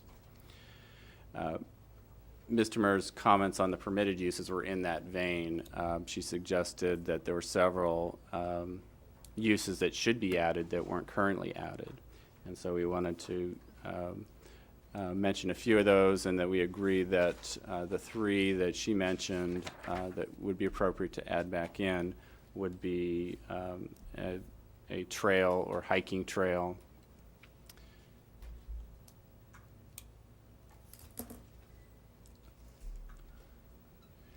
to add that as a permitted use. We've also, up on the screen, if you have questions about what would be the permit level for that similar use in C2, it's not in your attachment, but we felt that may be useful, so we've added the permit level for the C2 uses if you have any questions. The next two uses would be to add visitor serving commercial, which is on page 4 of attachment D. And then to add two uses as far as utility service line connections. And it has and this is on page 6.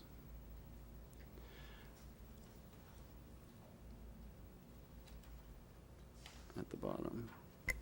So we would add utility service line with less than 5 connections as a permitted use, and 5 or more as a permitted Commissioner use. Brooks? Yeah, and just for my own edification, visitors serving commercial, is there a list somewhere, in our county policies of what that includes? We looked, and we were curious in terms of if we had a definition, and the LUDC does have a definition. and it says, visitor serving commercials are retail and service uses not otherwise listed in the applicable zone district that are oriented to the needs of the tourist and traveling public. And it gives some examples, including barber and beauty shops, gift and souvenir shops, recreational clothing, recreational equipment rental, beach and swimming equipment, and restaurants. And so it's uses that support, that could be supportive of tourism or amenities that visitors to the town may wish to enjoy. Okay.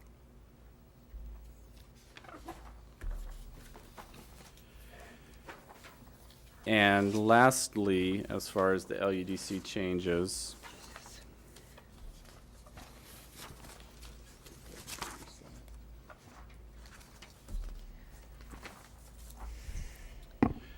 one of the questions that was raised was relating to parking. And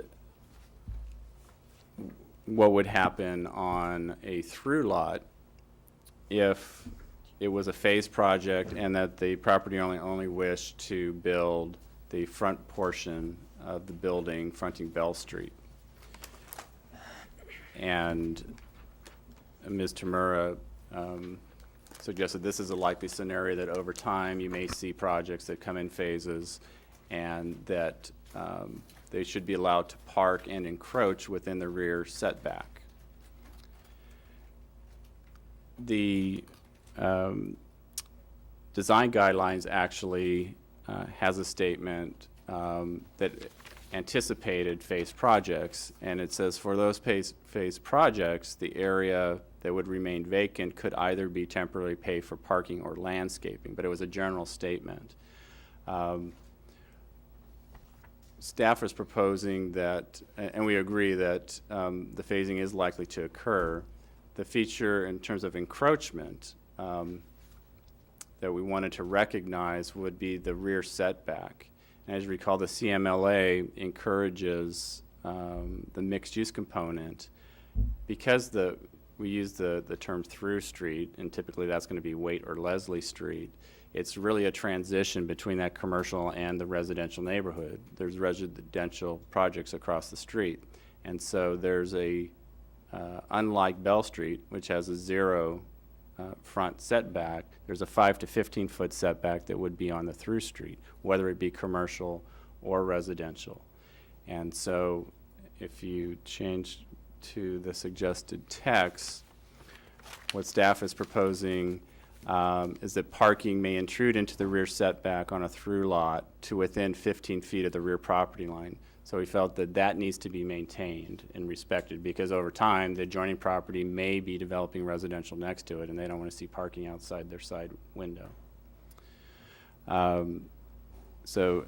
Within 15 feet of the rear property line or within 5 feet of the property line on the secondary street.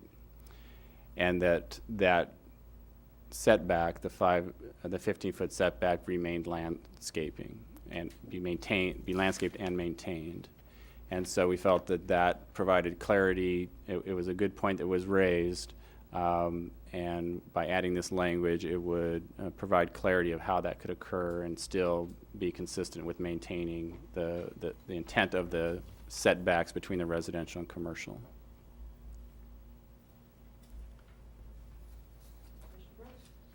Sorry. Next slide.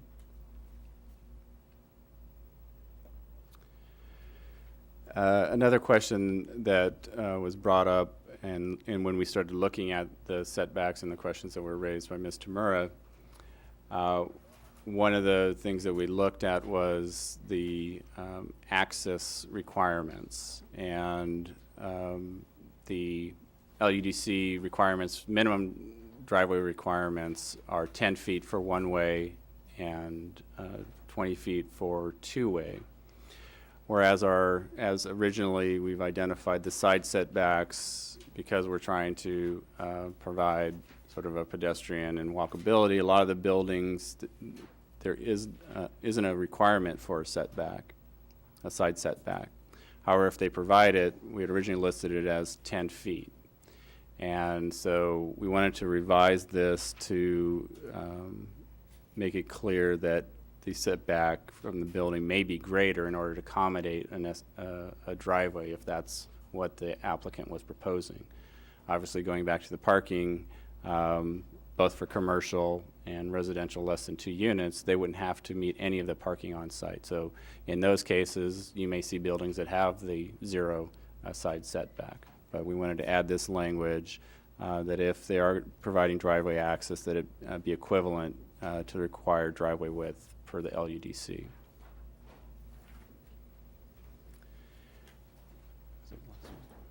Oh, quickly. And the last slide, we just wanted to show an example. One of the comments, I believe, points that we were talking about at the August 11th meeting was, well, what would be the parking requirement of some of these small lots? And the concept of this donut hole, you know, we would require this little area to be reserved on small lots for parking.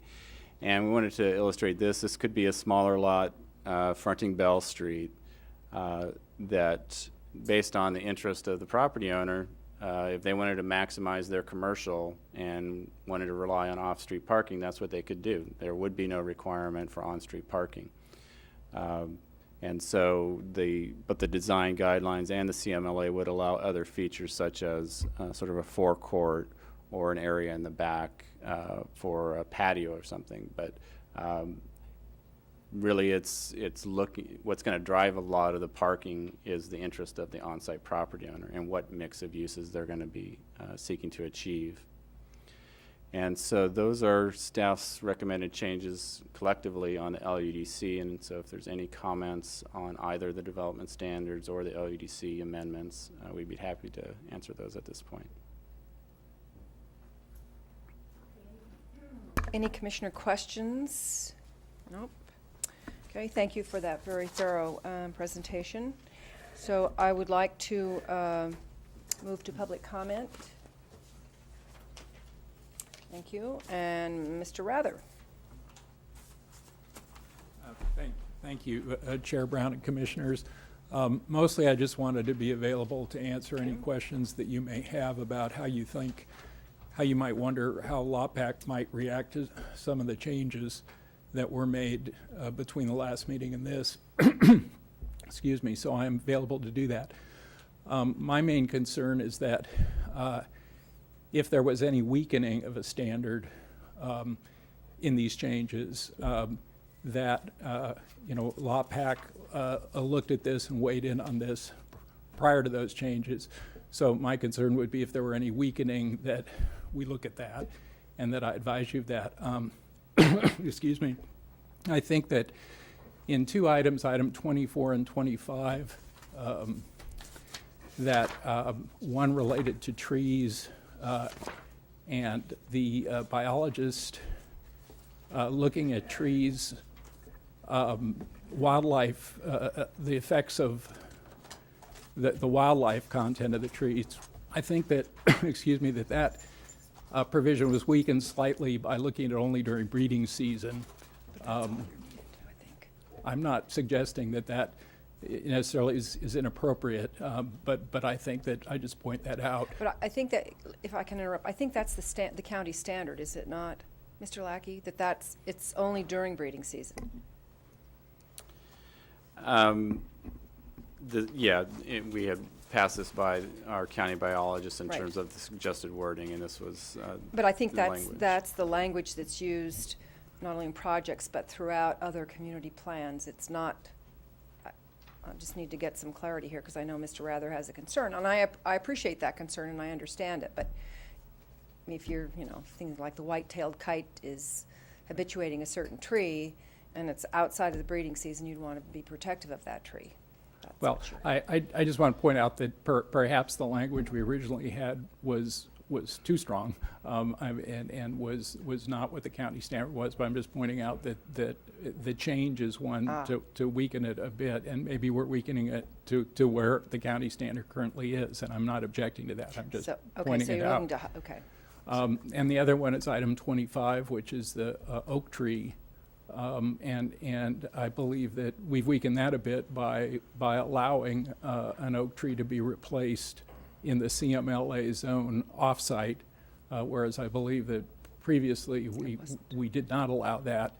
But I personally, and I believe that I could probably represent LOPAC's view that Mr. Lackey's comment that, you know, a very important specimen tree might be treated through some other provision and protected, gives me comfort on that. So I'm not too worried about that. Well, I think that is the issue. If it is a specimen tree, you want it to be preserved. But if it's a tree that's under the 6 inches, you know, I've got them in my neighborhood. They're sort of all dime a dozen, all these oak trees, that you'd rather see the mitigation, more trees planted rather than the preservation of a little tree.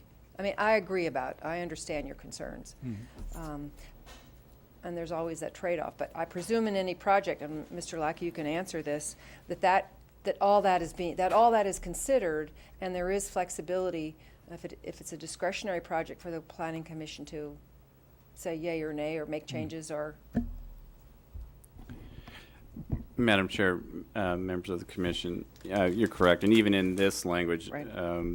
You know, avoidance is still the priority perspective in terms of avoiding the impact to the tree. And the impact could even just be encroachment within the root zone of the tree, looking at the impacts if that's going to affect the life of the tree. And so it sort of sets out a hierarchy. Avoidance, if you can't avoid, replace on site, at least for the CMLA. If you can't replace on site at the ratio of 10 to 1, then it provides at least an option for off-site restoration. See, what I like about this Revegetation. language, it says projects in the CMLA zone district may, not shall, may, that's that weaker, wimpy word, which is what you want, may provide the required replacement at an on. They don't have. So, I'm okay, I'm comfortable with that. I don't know how Commissioner Brooks or any other commissioners feel about this particular. If it's a significant tree, if it's a specimen tree or a very large tree, I'm sure that we seem to rally around these trees. Okay. Well, and again, I wasn't objecting, No, I I was just understand. pointing it out. And I just did a general comment. I think staff did a very good job incorporating changes. Right. I didn't see anything that I thought, other than what I've mentioned, that would be, Okay, from the LOPAC's perspective, inappropriate. So. let me just have staff address the issue of the language about during the breeding season, which is, it's somewhat limiting. Ms. Parker. Yes, thank you, Madam Chair. I believe the language actually strengthens it a little bit because it assumes that you've already gone through the evaluation of whether or not to remove the tree, and then this comes back and says during breeding season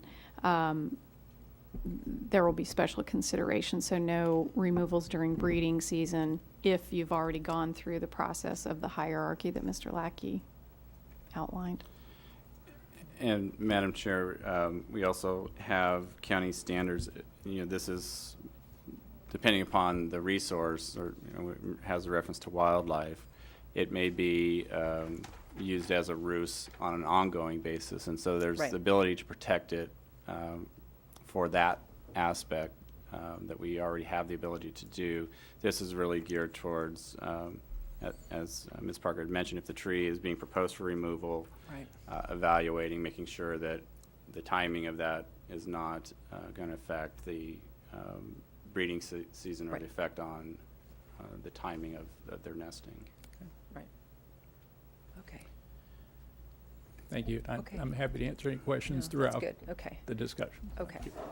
Thank you. Ms. Tamura, please.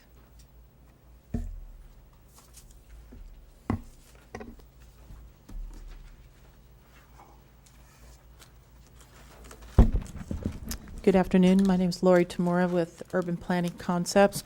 And first, I'd like to thank both the Planning Commission and staff for the opportunity to participate in this last run on the document. I think there was a good investment of time and energy to do cleanup items, and thank you for that opportunity and respecting both sides of the equation.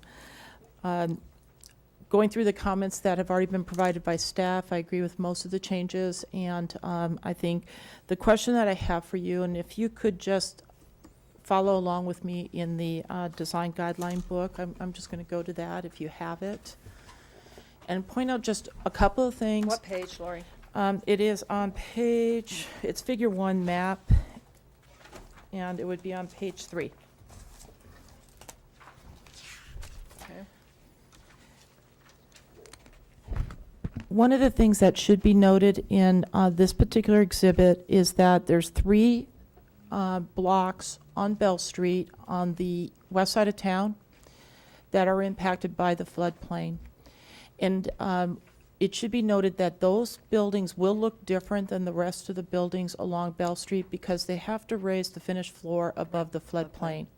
And so it's not really stated anywhere in here, but as those buildings come forward and fill in that block, there will be a different look to that section. You know, we talked a little bit about that, if there's other solutions, but those buildings will be higher. And I just wanted to point that out. The next page is page 13. And this one shows the evolution over time of what Los Alamos may look like. And I think it's a good illustration. Again, it would be interesting to see where we are, 25, 30 years from now if this does come through. But I think one of the things that both I and the community looked at was there are some buildings there that will not be there in the future if this was to come to fruition. And so it is something that they talked quite a bit about in one section of the document, preserving historic buildings. But this illustration, most of those will, if full build-out happened, wouldn't be there. And I think it's something that people should recognize. Okay. The last one is on page 17. And along with that, look at page 26. These 2 pages are probably the one that I have the most heartburn on, and staff knows this, because it has the setback measurements on it. And both of these pages, the first thing that everyone should realize is that a commercial building could come through here and actually build on the full lot. And I don't know if that is, clearly understood here because there's so many different measurements in so many different directions, but they could build out the whole lot. And it is something that I think is important to say in recognition of the infill development that's being encouraged here, that there may not necessarily be a donut hole, there may not necessarily be parking measured from one place to another. It could be fully built out. Well, the document says these are to illustrate potential design. Right. So I think that's. And so it is a challenge to interpret what it means, and this is probably, when all is said and done, this is what most people are going to be working off of when the ultimate build out of Los Alamos occurs. And so I think it may be an iterative process as to how this document comes about and how it's being interpreted and used in the future. Well, I would like to think, while the information that you point out is valuable, that some of the other guidelines about the colors and the styles, that's what's really, that's key here in this, because people are going to come forward with whatever project they feel meets these conditions. And thank you. I wholeheartedly agree with you on those provisions. And I appreciate staff's recognition of probably an interim process here, so additional setbacks can be incorporated in there. Good. So Thank you. thank you very much, and thank you to staff. Thank you for your participation. Okay, with that, we are nearing the end. So unless there's any other commissioner questions or comments, I'll turn it over to Commissioner Brooks, Commissioner of the District. Okay, thank you. I do have a few more questions, and I have them organized, based on the presentation. We have an attachment C. Many of them have already been addressed, so this shouldn't take too long. I want to say I was very pleased to see an action item regarding library services, which was added, and I do appreciate that. Maybe along the lines, and I mentioned this to staff earlier, I didn't realize the limitations on internet access in the Los Alamos community. And this is probably outside the purview, but it seems that if we're going to be promoting businesses, that we somehow, the community or the county, somebody has to try to encourage the companies to go into Los Alamos and give them and provide the services that they would need in the 21st century. So would staff address this and to see if there's any place where it might go into the plan, as an action item, or is this totally out of the purview of our vision here?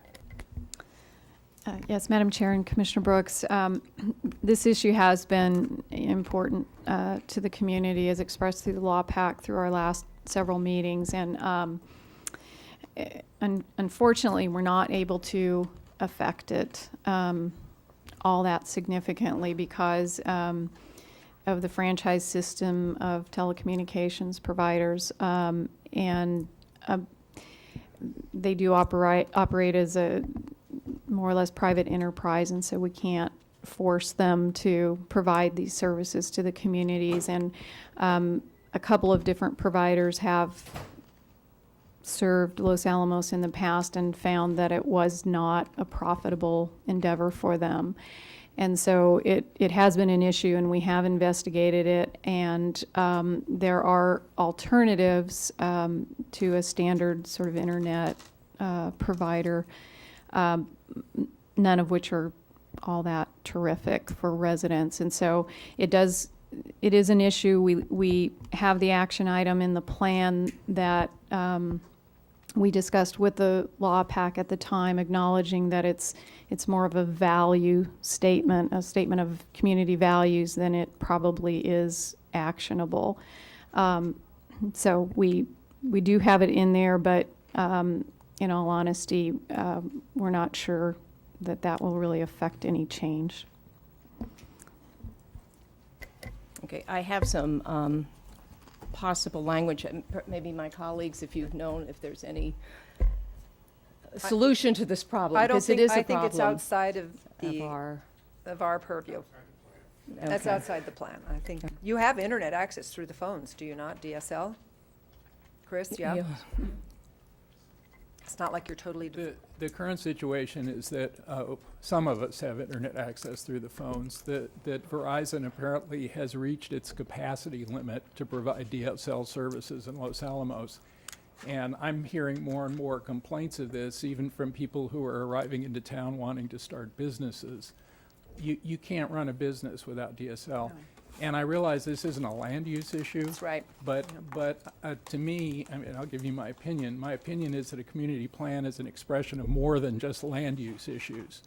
And that we talk about schools, we talk about resources, we talk about necessary utilities available for residents. And this is, in the 21st century, a utility that's as important as water and sewer. And I guess I would ask you to think about this being a plan going out 20, 25 years, and that some strong statement in here could, in some way, a few years from now, help us attain what we need. So that's my view of it. Okay, thank you. Okay, what else, Commissioner Brooks? Okay, am I hearing then that there's nothing that we can do as far as the umbrella of the community plan to help the community? I don't think that with that's this? something that the county, that you put an action item and it goes nowhere. Okay, It's, but you say it is there somewhere as a value statement. It is actually in the draft plan on page, let me see here clearly, 50, as action item services LA 1.4.1. Okay. Thank you.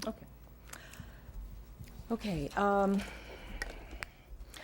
I was wondering, I guess it would fit under air quality or traffic, I guess traffic circulation, but I still don't see anything in the plan that might encourage less truck traffic down Bell Street. And I know we discussed this at our last hearing, that, well, as the changes are made and you have the angled parking, that, maybe this will, encourage truckers to, use an alternative route. But I still would like to see some statement in the plan, and perhaps staff could help me to, did I miss something? But I think if we had something like an action item, that the county will work with Caltrans I don't want to make it from a negative point that we would discourage truck traffic, but that we would encourage, less of that type of heavy truck traffic through this Bell Street area. Yes, Madam Chair and Commissioner Brooks, yes, after Commissioner Brooks mentioned this to staff, we have recognized as everyone on the law pack has recognized, the potential dangers of the truck traffic and continuance of that, and also recognizing that there are limited opportunities for truck bypass routes in the area. So it will be sort of a long-term discussion that has to happen with Caltrans. So we did, in response to your concern, develop some potential language for a new action item that could be added, and I'll just read that for the other commissioners. This would be circulation LA 1.5.4, and it would read, the county shall coordinate with Caltrans to determine the feasibility of an alternative truck route to Bell Street. So if the commission agrees, we could add that. I would support that. Okay, go ahead. You have other? That's fine. I don't have any, I don't know how your fellow commissioners, I don't hear anyone saying that they are not interested. Okay. On page 11, I think it was under number 26 and 27. Again, it's kind of linguistic, shall versus should. In the new language, you have should. Instead of would. No, instead of shall. I was wondering if the word shall would be more emphatic to make sure it's done versus the iffiness of should.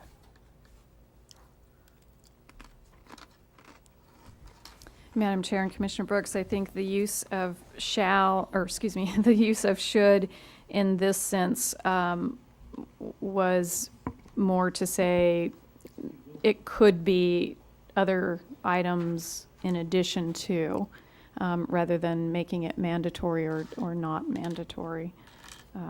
I'll let Mr. Lackey weigh in if I've misread that.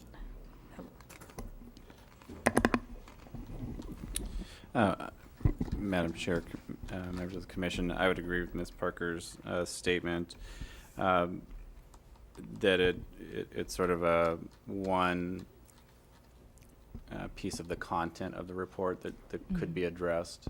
It was really to emphasize the coordination between county parks and county planning development in terms of both our assistance to them and working out the best measures that are most protective of the resource.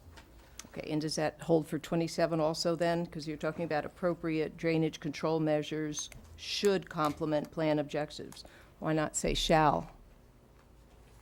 Does that make it a little bit more? I think that would be Is that appropriate. reasonable? Yeah, Okay. I mean, that's more definitive, an affirmative statement. The trail is taken care of. There's references, we've even discussed it a little bit today, to the trail along, I guess it was San Antonio Creek. Is the language, in the plan adequate for the? Madam Chair, Commissioner Brooks, the reference that we talked about today was just to add it as a permitted use. If, as part of a project, they would need to get a land use permit, and it just says, yes, that's allowed within this district. It's pretty a standard issue. There is language in the plan that talks about a future planning effort to pursue with P&D and parks and the community to establish a trail on the PRT map along San Antonio Creek. And so that would be something that the community would want to get involved on and could be a future work program item. My last, did we include an action item then about the drainage? From our earlier discussion, was that? There were several that Mr. Lackey went over. You said you had read, I think. If I could, I think the answer to that is no. However, you should also know that Oh, there is a countywide effort to revise the issue of on-site drainage and that's going on. I mean, the county's involved with the city of Santa Maria, with the city of Lompoc. I think as far as, I'm not sure how far it goes to tell you the truth. I think maybe even Monterey County. You're going to see lots of new regulations coming forth with talking about roof drainages, driveway drainages, and all that sort of stuff. We don't need to address it here. It's going to be forced upon you by the state in ways you may or may not like, so I don't think you need to redo it again here. Madam Chair, Commissioner Brooks, to answer your question, I recall that we talked about how the drainage and flooding are sort of two different infrastructure issues, and the flooding component is addressed in the county CIP, and that we weren't going to add a specific action item for a central storm drain at this point, but we could, if that's the direction that. Well, if you would like to add it, you need to make a specific recommendation. I guess then I would, I don't have the language in front of me, but if, add an action item that there be, we encourage that the county Madam Chair, Commissioner enter Brooks. into some kind of a study. You don't have to put a time limit on it or anything, but if everyone agrees. I would suggest, because I don't think the study is the issue, is to continue to seek available funding. Because I think if we had funding, it's pretty straightforward engineering project. They'd do it. And Right. so one suggestion is that the county continue to seek available funding sources that could assist with the construction of a storm drain infrastructure along Bell Street. That language is fine with me. And we'll massage the word, but something of that intent. Good. Okay. Okay, then those are my questions. I certainly want to thank staff and Mr. Rather and his law pack for all the work that they did over the years, and especially, this last fine tuning, I think, is, as you say, has been valuable. I appreciate all the work you've done. So would you like to make the motion then? You have it on, I you had it will. on your last slide? Or Yep. you have it on, okay. I good. have it here. All right. Okay, I want to make a motion that we support staff recommendation for the Planning Commission to bring this before the Board of Supervisors, that we certify the final EIR as listed in Attachment B, dated August 11th. We adopt the appropriate findings, the statement of overriding consideration, mitigation monitoring, and reporting plan as delineated in Attachment C for adoption for Los Alamos Community Plan. Part 3, we adopt the resolution approving specific amendments to the land use element, Attachment D, of the Santa Barbara Comp Plan by adoption of the Los Alamos Community Plan as amended in the staff memo. We adopt a resolution approving the ordinance amending 35-1, Chapter 35 of the County Code, Santa Barbara County Land Use Development Code, a rezone amending the zoning and zoning overlay maps applicable for the Los Alamos Community Plan, which is in Attachment C, dated August 11th, and as amended in the staff memo, and that we adopt a resolution approving the amendments for Los Alamos Bell Street Design Guidelines in Attachment F as amended. And all the changes that we discussed today. Madam Chair, I might just clarify that all of that is your recommendation that the board take those actions. Yeah, she read from your staff. Okay, Right, she sorry. read from your. Okay, great. Right, right.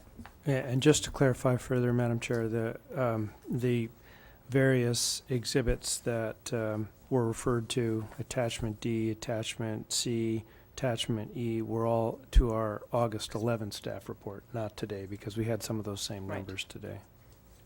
Yeah, right. That should be clear for the last sentence. It should, in the last number 5, it should be attachment F. Well, The second? okay, we have a second. I'll second. Okay. Before we vote, I neglected to thank Mr. Rather for his endurance in this process, and for all the community members who've shown such a profound interest in your community and in its well-being, and in setting forth a document that will help guide its growth and do some very fine things that I applaud you on. Nice design guidelines. I think that'll be very helpful and useful to the community. And I encourage you to stay in the process and to watch as this goes forward. I know that you probably will, and many other people in the community will as too. But I do think that, and I do thank the county for all their efforts in this regard. I like to think the county is very community plan friendly and very community oriented, and that's to all our benefits, certainly, and makes for more vibrant communities as well. So I fully support the motion, and unless there's some other comments by any commissioner, I'll have Ms. Rodriguez call the question. Thank you, Madam Chair. Commissioner Brooks? Aye. Commissioner Cooney? Aye. Commissioner Valencia? Aye. Commissioner Blau? Aye. Commissioner Brown? Aye. Motion carries 5-0. Thank you very much, one and all. Good day. And see you next week. Oh, that's right.